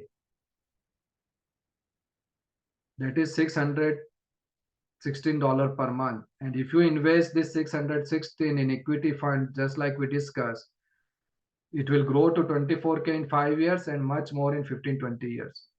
So again, you can make not just hundreds, thousands and thousands of dollars of saving just by buying old cars. And it's not just about the first car. If you follow this principle all your life, that anytime you have to replace your car, instead of buying a brand new one, you will be buying a second hand. So for example, you buy a first car, which is may not be 5 year, maybe let's say 10-year or 15-year-old car. You drive it for 5 years, you sell it. Again, you buy another 5 to 7-year-old car. You drive it for another 10 years, you sell it. Again, you buy a 5-year-old car. Again, you drive it for 10 to 12, 15 years, and then you sell it. Because on an average, a car has a life of easily like 15 to 20 years minimum, if not more than that. So if you follow this principle all your life, and let's say from age 22 to age 70, if you trade 5 cars like this, 4 to 5 cars like this, you would have saved more than 100 to 150K by doing this versus buying brand new cars. So that is lot of money. And this you can buy, you can follow this principle almost in everything. Whatever thing which depreciate in value over a period of time, for example your cell phones, for example laptops, for example any other electronic gadgets, any furnitures in the house, anything which reduce in value over a period of time, you should always try and look out to buy either cheaper version of it, because anyway over a period of time its value becomes zero, or you buy a second-hand version of it, so that anyway it's going to become zero. So what is the point in putting full price to it to start with? Let me start at half point, so I lose only half rather than losing full. Okay. And the car prices and all these assets, all these kind of assets lose their value, maximum value in first few years. After that it reduces very slow. So for example, a brand new car 30K become 15K in first 5 year itself. But the same car which you are buying in 15K, even after 5 years you sell, and if you maintain it well and if mileage is not too much, there are chances you may be able to sell this 15K car for 10K even after driving it for 5 years. So the next depreciation is not that fast and steep as it is in first few years. And that almost goes with any asset which depreciate in value. So again, make it as a principle that I will never buy any asset which depreciate in value brand new. I will always try to look for second-hand version of it or a cheaper version of it. For example, cell phones. Why you need to go for iPhone every 3 years? It costs $1,200. Rather go for some cheaper version and you can still change it every 3 years. Get a brand new latest phone. But same $1,200 iPhone will lose its value in 3 years. Even if you trade it, you won't get it more than $300-400. And even if you buy a $300 phone, that may trade for zero, that may become zero. So you will anyway lose the same value, but or maybe more in iPhone versus the other phone. So follow the same principle as long as possible, right? So that way you can save lot of money over the lifetime. Okay, so let's take some question. Satwat bro. Hare Krishna, bro. Hare Krishna. Regarding the buying a new house, I was just wondering, like, why do we need to take a loan and like buy such a costly house? Like, why don't I get a one bed, one bath house, a mobile home or something in less than $100,000? Wait, no, Yeah, so generally you won't get anything like this. Mostly independent house which you can buy, like a house unit which you can buy in US, is minimum 2 bedroom house and 1,000 to 1,200 square feet minimum. You won't get a house smaller than that. That is number one. Number two is that house is a kind of asset which you want to keep for long term. It's not like that you are buying today and after 6 months, 1 year or 2 year down the line, you are buying again. As your family grows, as your needs grows, you may need at least 2 bedroom house. So that is the minimum I would say. And once you get kids and all, then maybe a 3 bedroom house may be more appropriate. So since it's a long-term asset, which you don't want to get into in and out every few years, that's why I said the typical house size is like 2 to 3 bedroom, 1,500 to 1,900 square feet. That should be the starting point. But if you can find, let's say if growing you're up, in a very big city like New Jersey or something like that, and where you, even if you can find a smaller unit than that, and if it fits your need, then perfectly all right. There is nothing wrong with that. But generally you will not find anything like that. so following up, like, if currently I'm seeing in Zillow, so I see like in the San Francisco Bay Area, like there are some houses that are like less than 100,000. They're like there's a 2 bed, 2 bath in Pacifica, and it's 846 square feet. Yeah, but you have to see the condition and all. If they are properly livable and everything is okay with them, the locality and all which you want is okay or not, you know, like that. Oh, Yeah, and as I said, like such a smaller house, can you see yourself living in that for at least 4 or 5 years, if not more? Because it should not happen that you move in and then within a year or so, then you think that, oh, it's not working for me and I have to move out. So based upon that, so idea is to go for less cost, like rather than going for a big fancy house. That's the whole idea. Like if you can manage in a smaller house, even smaller than 2 bedroom, perfect, no problem with that. But just for the sake of fulfilling your desire, or let's say I'm making 6 figure, I'm earning enough, I have saved enough, so why not I get $1 million house? That kind of mentality should not be there. That is what my real point is. all right. So basically, we have to look at the locality and the space and everything and see like if we Yeah. will be able to live for 5 years down the line. Right. And especially like once you have kids and they are going to school, then you need to look for a place, a locality where schools are good. Because in US, you may be aware that where you live, you go to that public school by default. So then depending upon your place of living, the schools in that area should be good. So that may not be immediate concern, for example, for first 10 years, because I think once you start working 21, 22, you get married around 26, 27, you may have your first kid around 30, he goes to school by the time you are 35. So you still have 10 years, 15 years. So if you are planning to buy your house when you are 26 or so, at that time you may not have to think too much about that. But if you're buying when you are already have a kid, or when you are going to have a kid which is going to go to school in next couple of years, then that there is an additional factor to look into that. Okay, got it. Thank you. Okay. So now let's discuss few things which can help you to generate long-term wealth. When what are those criteria?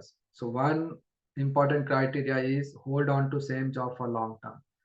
Now again, that may not sound exciting to young people, but believe it, if you work on a same job, same company for longer time, it helps you on multiple front. I will tell you few.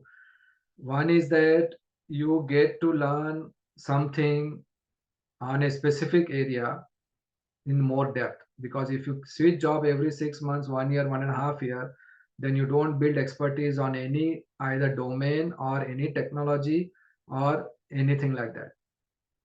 Initially you may hop around till the time you are getting your interest and you are getting your niche, or you did not get, let's say, your first job in the in the liking of your field or liking of your what you want to do. So initial few years, if it for that reason, if you want to switch and look for some better opportunity, then you can. Or due to economic slowdown, you did not get your first job at a good pay, and then you want to switch over after a couple of years to get yourself some raise, that is fine. But after after few initial years, you should try to settle down in one job, so that it gives you stability of place, stability of income, and opportunity to go more in depth in terms of knowledge and expertise.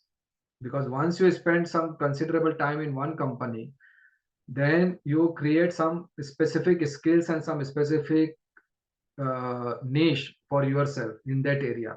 And then if for some reason if you switch or if you go, then you have much better chance and much better negotiation power. Another thing is that the more time you spend in same job or same company, you become more and more proficient, and by that you may get your job done very easily as you spend more and more time. So for example, you are working in same company for, let's say, 5 years.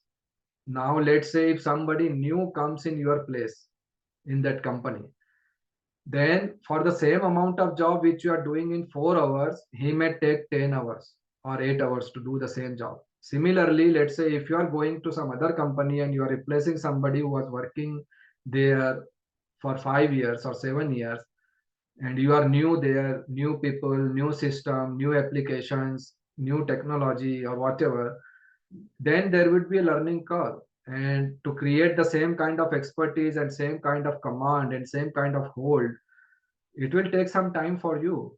And then you have to spend more time in doing that job. So that will slowly and slowly bring more and more stress to you, because by that time you may be married, you may have kids, you may want to spend more time with your family and outside the job. You may start having some health issues by that time already. And then if you are switching and hopping jobs in that phase, that may create more problem than create any good.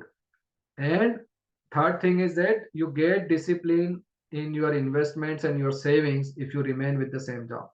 Because if you are keep hopping, then depending upon how much you are making and depending upon the company's policies, company's 401k plans, this and that, there are chances that you may stop or you may change your discipline of investing and saving, and you may not be able to catch up with it once again. Second thing is that you should save and invest for an entire working career. You should never stop. It should start from the first paycheck and it should end at the last paycheck, not before that or in between. So as I said, make a budget, spend according to it, save it, invest it. That should continue from your first paycheck to last paycheck of the life. Then consider yourself frugal. Frugal means save by not spending, because every dollar saved is more than $1.4 earned. So let me give an example. Let's say you have $10 today and you go out and buy a coffee at Starbucks, pay $5, that $5 is gone forever. It's not going to come back. That $5 is spent. Now to get that $5 again, to earn that $5, or to get that $5 again to buy the next cup of coffee, you have to earn at least $7, because the 20 to 30% will go in taxes and all those other deductions. So to get in hand $5, you have to earn $7 to $8 more. And then to earn that $7 to $8 more, you have to work hard. It's not going to come just like that. But if you would not have spent that $5 on that cup of coffee, then that means that $5 is already with you. You don't have to do anything. You don't have to earn extra. You don't have to save extra. It's already there. And then if you save it, that 5 can turn into 7 after a few years. So that means you have room for more in future without doing anything extra. So by saving, by not spending is sure short way. Even if you don't invest, even if your money does not grow, even if you don't do anything, even if you just get into habit of saving by living sensibly in a frugal way, like don't spend unnecessarily, spend only when it is needed, and there also you spend judicially, means you spend according by doing proper research and not just by spending left, right, here and there. If you follow that kind of mindset and that kind of approach, then just by saving itself can give you so much, and you can put you so much ahead of your peers and others. And if you invest it properly, then what not? And that's what I said is key to success or key to retire at age 50. Like if you are started earning 21, 22, you don't want to work like more than 28 hours, 28 years of your life. It's more than enough.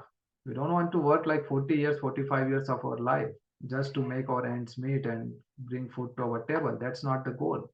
Goal is to do something much more meaningful in the life, not just keep earning all our life to just to feed our belly. So consider yourself frugal, and there is no shame in it. Feel proud about it. Don't feel anything low about it. Many generations before us has lived that way, and they were successful. They were able to do all their responsibilities and everything even without investing or market or this and that, so many things which are there right now. So just by living simply and saving, you can do wonders. Okay, so take that mindset. Next, as I said, hold investment for more than 5 years. Whatever you are investing, don't get in and out. Have a plan, have a goal, and according to it, do it. Don't just come in and out in a haphazard way. Just by looking at some loss, you just come out of it, or if some gains are there, you just get more greedy about it. So be out of that fear and greed pattern. Then whatever you get knowledge, you should pass it on to your people who are around you, both in terms of your friends, your family, as well as your kids when they are born, because this is the knowledge which we want to pass on from generation to generation. And none of you are married, hardly, I think one maybe. So staying married is the biggest cost saving, especially in America. So never ever think about getting into a relationship just on the superficial way. Whenever you commit to somebody, get it at a point that it's a lifetime commitment. Whatever you need to do, whatever research, whatever compatibility, whatever doubts you have in your mind, get it clarified before. But once you commit, remain committed for the lifetime. That is another sure shot way to create wealth.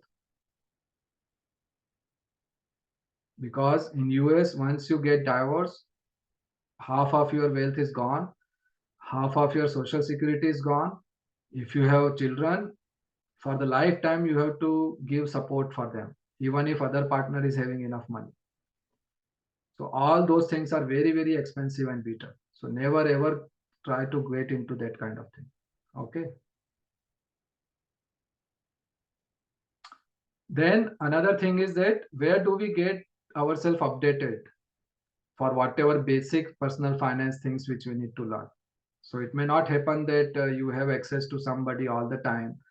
You want to build your own knowledge base. You want to learn on your own few things. So where do we go about it? So first thing first, whenever you get any financial statements, learn to read about it. Don't just ignore and throw them away. For example, you get your bank statement. Pay some attention, go through it, glance over it, and see what the statement is, what it is saying. Do you understand it? Credit card statement, your utility bills, any kind of statements which you get, just look over it, learn it, try to read it, try to understand what it is. Then try to learn about basic in taxation, like where I can save tax, how much I am spending by not, by not saving tax enough, how it is going to impact me if I save tax now versus I pay tax now. So those basics about taxation you should know and you should make yourself familiar about. And then there are these websites which are independent, nerdwallet.com or investopedia.com. These are the go-to websites for anything you need about personal finance. You just go to these websites, search, you will get very good articles in very simple language, easy to understand, which you can like learn about any topic related to personal finance in a most unbiased way. Never rely on social media, TikTok, Instagram, or some personal channel for financial advice, because most of those are biased and most of those are either trying to sell something or they are trying to earn money by fan following. So always check your source from where you are getting this knowledge or information, and before acting on it, always verify the source. The source should be independent. The source should not have any personal motive behind sharing that information, because somebody, let's say, who is selling bonds, they may glorify bonds to such an extent that after hearing them you will think like, oh, I should never invest in equity. Or somebody who is selling, let's say, insurance, their only job is to sell insurance, then they will say you should never invest in equity at all, you will always lose money in that, better to invest in insurance policies, you will always get return.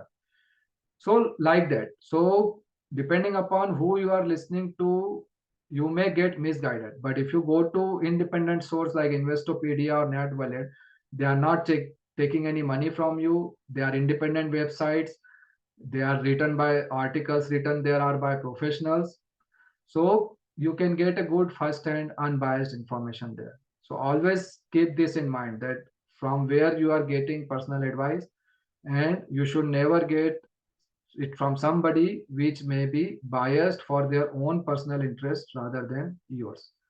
So that is another thing, and you should always make an attempt to make yourself up to date on at least few basic things, if not all.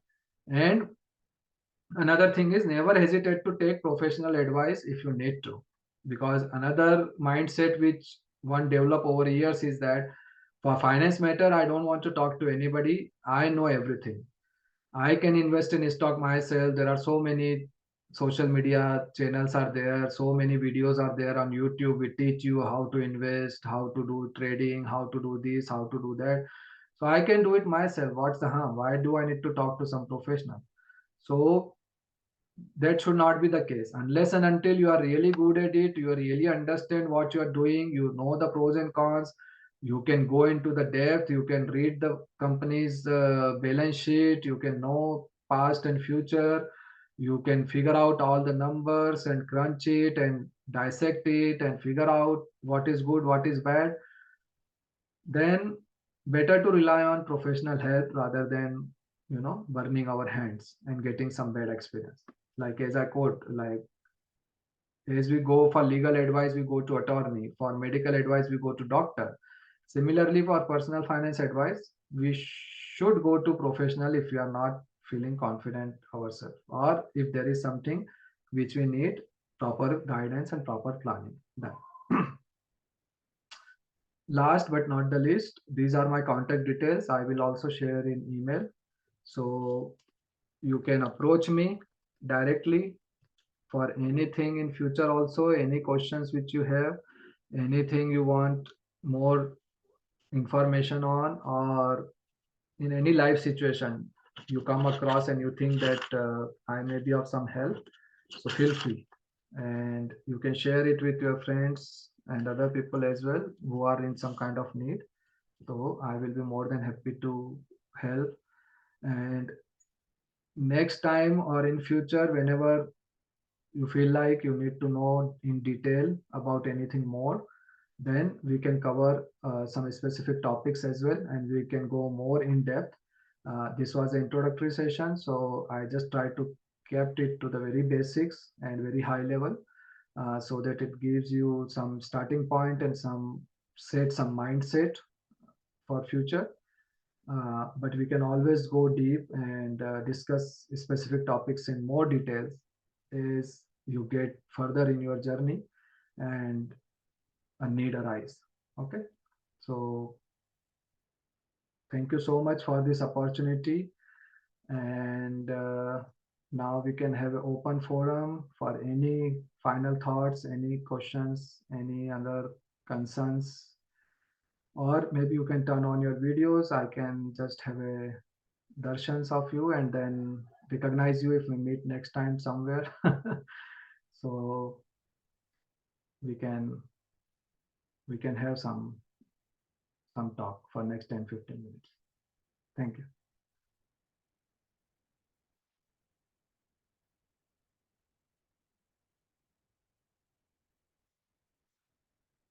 Thank you, Prabhuji.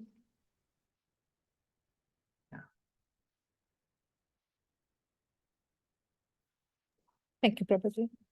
Thank you. Yeah. If anyone has any question, let me know. Thank you, Prabhu. Thank you. Thank you, Prabhuji. Thank you. Haribol.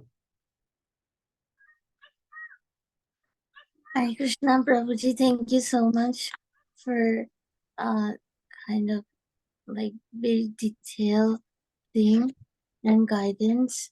I took some notes. And Prabhuji, I have a question that sometimes you were mentioning S&P 500 and many terms that are I'm not familiar with. Like, are they like companies or like what are those things?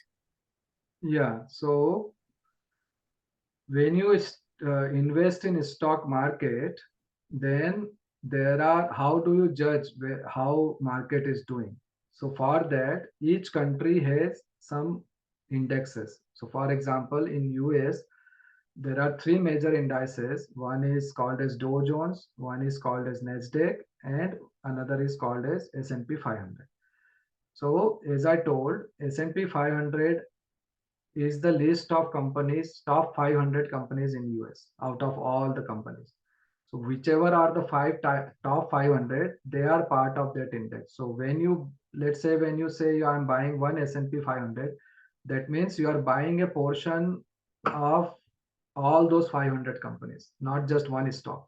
So because of that, what happens that if market goes up and down, it goes down in an average. So for example, individual company stock can go down, up and down, maybe by 20%, 30% in just one day.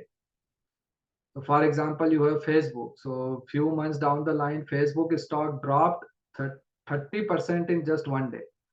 Similarly, Nvidia stock just got up more than 20% in one day. So for an individual company, you can have such a big ups and downs on a daily basis. But since it is a basket of 500 companies, you will not have such a wild ups and downs. So that way we can diversify our risk and we can have good, sensible, stable return over a period of time. So like that, each country has, like in India, you have Sensex and Nifty, right? So like similarly, each country has some standard index to which measure the stock market performance. Got you, Prabhuji. Prabhuji, just maybe very silly question that, like, what do you think that in America it's more complicated than India to like Yeah. like So it's complicated in a sense, means, and another thing is that we want to complicate ourselves, because as I said, it's investing is simple. If you just, as I showed you, like if you just invest a fixed amount every month, even in one thing, S&P 500 for your lifetime, done. You don't have to do anything fancy. But mind is like that. We want to try out different things. We get bored with same things again and again, right? That's the nature of material mind. So because of that thing, people want to get into so many different things, and then because of that, so many things has been created in this world. You can do this also, you can do that also, you can do it this way also, you can do that way also, you can buy, you can do options, you can do futures, you can do trading, you can do margin. So many complications humans have created just to cater to different desires and different needs. Just like Krishna has created this material world, right? Because so many desires are there, so he has created so many varieties. So same goes with these things as well. People have so many varieties. Oh, I don't have any money, still I want to invest in stock market and on. So people have come up with an idea. Okay, let's do it on margin. You just have $10, but still you can buy $100 worth of stock. So like that, depending upon the desires. But if we just want to keep it simple, simple life, high thinking, same principle we can follow here also. We don't have to make things complicated. Got you, Prabhuji. Prabhuji, another thing you mentioned when showing the slides of investment options, where you like from 0.1 to 0.7 was risk, like least risk, like bank accounts and CDs, to the high risk, like real estate, crypto. Then like you mentioned that crypto is kind of addictive and gambling, that like our like for regulative principle doesn't allow that. Right. But also while you were describing the equity and stocks in that, and it seems that like you get because we cannot predict the market rates, and it's also like we don't know, and it gives us some anxiety. So being a Vaishnava, not a Vaishnava, but I'm practicing devotee, should we like invest in this kind of thing, or like in a moral perspective? I understand the financial perspective, Right. but in moral perspective, should we do that? Yeah, so we have to use things which are available as per time, place, and circumstance. So in the economy and time which we are living in, if we do it right way, as I explained, then is investing in stocks or equity is not a gambling, or it will not give us anxiety. It will give anxiety for two reasons, which I talked about: fear and greed. If we are fearful or if we are greedy, then it will cause us anxiety. But if we are using it just as a tool to get to where I want to, then I do it systematic, I do it consistently, I do it with a specific goal in mind, and I don't get bothered about ins and outs and ups and downs of the market. If we do and follow this and do it in that way, then I'm not speculating, I'm not getting bogged down by the market news, or I'm not getting into any kind of anxiety or fear due to what's going to happen tomorrow, because I know that this money I don't need for next 5 to 10 years. I'm doing it small amount at a time. I'm not putting all my eggs into one basket. I'm diversifying enough, and I'm not monitoring and watching it on a daily basis. I'm leaving it hands off. So then we can reap the benefits of what it has to offer without compromising any of our moral or devotional principles. But if you are speculating, getting in and out, just investing for some quick gains or make some quick money or anything like that, I did not talk any of those things, because that's not the idea of investing, right? So the approach which I told is entirely different, which is completely hands off, completely non-speculative, reduce the risk as much as we can. Because as I said, it gives us higher return, so we cannot be 100% risk free. But by following things which I mentioned, we can reduce the risks to maximum extent possible. And then we can set up ourselves for success based on the past history and just for the fact that we are living in a consumer driven society, and the more people will spend on their wants versus their needs, and majority of population is like that, that will keep equity market going for next foreseeable future. I get it. If whole world become 100% Krishna conscious, then there is no place of equity market, which was not there before Kali Yuga. So, but it's not going to happen. So that's why we just, as per time, place, and circumstance, we just have to use it to our advantage. Got it, Prabhuji. And you told that you will send the link for where I can check the CDs. Yes, I will do that.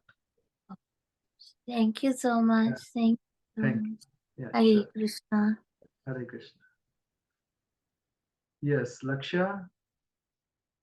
Hare Krishna Prabhu. Thank you for the wonderful class.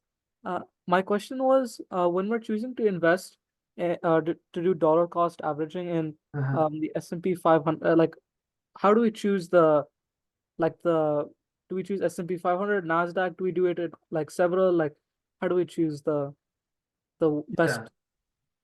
Yeah. Right. So most of the time for beginners, I would say S&P 500, NASDAQ, or maybe total market index. These three should be more than enough. Okay. So S&P 500, as I said, is top 500 company across various sectors. NASDAQ is specific to technology sector, so it is kind of more riskier than S&P 500. And then total market index covers everything. So that is on a more conservative side as compared to S&P 500. So the most conservative is total market. Next is S&P 500. And if you want to get little more riskier, then it's NASDAQ. But but NASDAQ is still safe to invest in for dollar cost averaging for like. Yes. Well, all three we can use for dollar cost averaging. Anything we do, we should do it as per the principle of dollar cost averaging only. We should never try to do equity investment with a haphazard lump sum one-time payment, or based on the timing. Okay, I will do 500 now, then I will not do anything for 4 months, and then I will do another 200 or 500. No, nothing like that. Whatever we can do comfortably, start with that. If we can increase the amount, we'll increase the amount based on our earnings and savings. But we should stick to the amount which we start with for like long time. It should not happen. We start with 200 and then we slow down to 500 after 2 months only. So do proper planning, think how much you can save, and start with that amount, and slowly you can increase the amount as your earnings and savings increases. Okay. And then you can dollar cost averaging either in one of them, two of them, or three of them. Okay, wonderful. Okay. Also my second question is, so like as a 17-year-old, is there any way like to get how would I get started on like I guess a query scale? Yeah, so you can get started. You can open your own brokerage account after age 16. You can open your independent account if you want to, or you can open an account under your parents' account. Like they would still have authority to monitor it, and then you can start with a small amount. Like you can have some internship money or some pocket money, or maybe your parents give you some, just to start investing, and you can start like that. Okay. Yeah, and then once you start earning, then you can do it more systematically. Right. Okay. Perfect. Thank you, Prabhuji. Yeah. Okay, Vishal Prabhu. Hare Krishna Prabhu. Thank you very much, Prabhu. Yes, Prabhu. I wanted to know a little bit more about the life insurance that you were mentioning. Right. Where can I read more about it? And if you can share a little more about it, that'll be very helpful, Prabhu. Yes. So life insurance, basically in US, you can divide it into two major categories. One is term insurance, that is very plain vanilla life insurance, in which you pay a certain amount every month or every year. And if anything happens to your life, then a family get lump sum amount tax free. But if not, then you will lose that amount. So it's just like auto insurance or health insurance. You pay every month. If you have a claim, you get the claim. If not, then that money is gone, and at renewal, you pay next premium again. But unlike health and auto, the premium for term life insurance remain fixed. Once you get it for 20, 30, or 40 years, for that entire duration, that will remain same. That will not increase. So that is one good thing about it. And you can get it very cheap. So for example, if you are in your 20s, and even if you take 30-year or 40-year term insurance, even for $1 million, it won't cost you more than maybe $500 a year, not more than that. So it's a very cheap way to insure yourself. So that is the most simplest form of life insurance. Now, second form of life insurance, which is called as permanent life insurance, which is little more complex, and in that we have variety, like some more variations. So that insurance we can use for multiple purpose. One, we can definitely, since it's a life insurance, it will give you death benefit if anything happens to you. But second thing is that you can use it for some other goals also. For example, you can use it for your kids' college education, to save for your kids' college education. Second, you can use it to fund your retirement, early retirement or actual retirement. Or third, you can use it as your emergency cash bank. So for example, let's say if you have $3,000, $5,000, or $6,000 every year to save in this life insurance kind of policy, then let's say you are in your late 20s or early 30s, you start with $6,000 every year. You say that I will put this 6,000 every year for next 30 years or 20 years of my working life, and I will remain disciplined and invested like this. Then after 20 years, by the time your kids are ready to go college, then you can take out money from it and fund for college and still use your policy continue till the lifetime. So that money comes out of the policy, but that is not completely lost. So there is a provision in this kind of policies which they call it as a loan arbitrage. So what they do, that whatever cash you are accumulating in the policy over the years, that cash is been loaned out to you at no cost. And since you are taking it as a loan, then you don't pay any income tax because it is not income. Technically, you are borrowing the money, your own money from the bank or from the life insurance company, on which you are not paying any cost. And then you are using that money for whatever purpose you need to. And if you want, you can put that money back when you have it, or if you don't have it, you don't have to put it back because it's your own money which you got it back tax free. But your policy still continue to give you death benefit in proportion to how much you have taken out, but remaining is still there, and remaining is still continue to give you death benefit. And if you use loan arbitrage, which is another concept, I think little advanced, I can explain with real example in later if you want one-on-one. So then whatever money you borrowed, you can still earn some return on that. So for example, let's say company give you a loan at a 4% or 5% interest cost, but the money which you have borrowed is still in the policy, which can earn on 7% or a 6%. So that means whatever interest you are supposed to pay, you are earning more than that. So that can give you positive arbitrage over a period of time. So let's say by the time you are 60 or 55, you have fund your kids college and you spend all your money. But if you wait till 70, 75, another 15, 20 years, you can again, due to this 1 or 2% arbitrage, you can still catch up and get the same cash value again. So whatever $100,000 you spend on your kids college, those same $100,000 you can get it back by the time you are 75. So that way you have fund your kids college without paying anything out of pocket technically, like that. So like that, there are so many ways you can design and you can fund, and you can use this policy to various purposes. And that is help in your retirement tax planning as well, because whatever money you take out from these policies is tax free versus any of those other things which we discussed. 401k, if you take out, you have to pay tax. If you take out from your brokerage account and if there is capital gain, then you have to pay tax. And you never know what those tax rates going to be in future, because laws can change, rates can change, and you will be paying what is applicable at that time.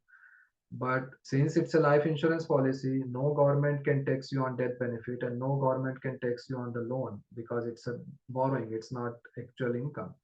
So that way it's kind of a foolproof from tax planning point of view as well. So that is like in a brief. But yes, if you're interested, we can always, I can explain you even in more detail later. Wonderful, bro. Thank you very much. Great. Yeah. Hare Krishna.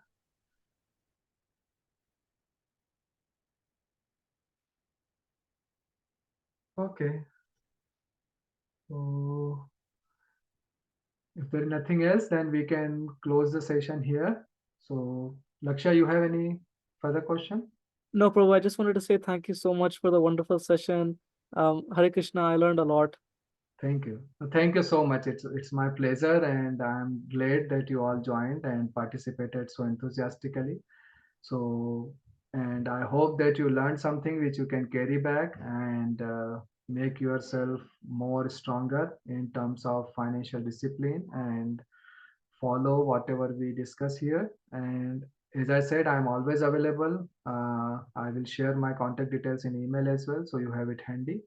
So feel free to approach me either directly or even with your parents if you want. You are more than welcome. I know most of your parents already, so no issues there. Even if you approach directly, I think they will be all right. So feel free. Okay. Thank you so much, Prabhuji, for the wonderful class and teaching many things that I just never knew, and mainly the checking and saving account differences. I didn't even know that. I just have one checking account and one credit card. So very simple thing, but yeah, making a saving account or CD could be better for me, Right. that I'm thinking of after this class, so that just for 2-3 years, if Right. they can gain any interest. Right. Okay. Thank you so much. Hare Krishna. Hare Krishna. Hare Krishna. So we'll stop here and thank you so much. I will follow up with email with whatever information I said I will share, and we'll go forward from there. Okay. Thank you so much. Hari Bol. Hari Bol, Hare Krishna. Hare Krishna. Hare Krishna. Hare Thank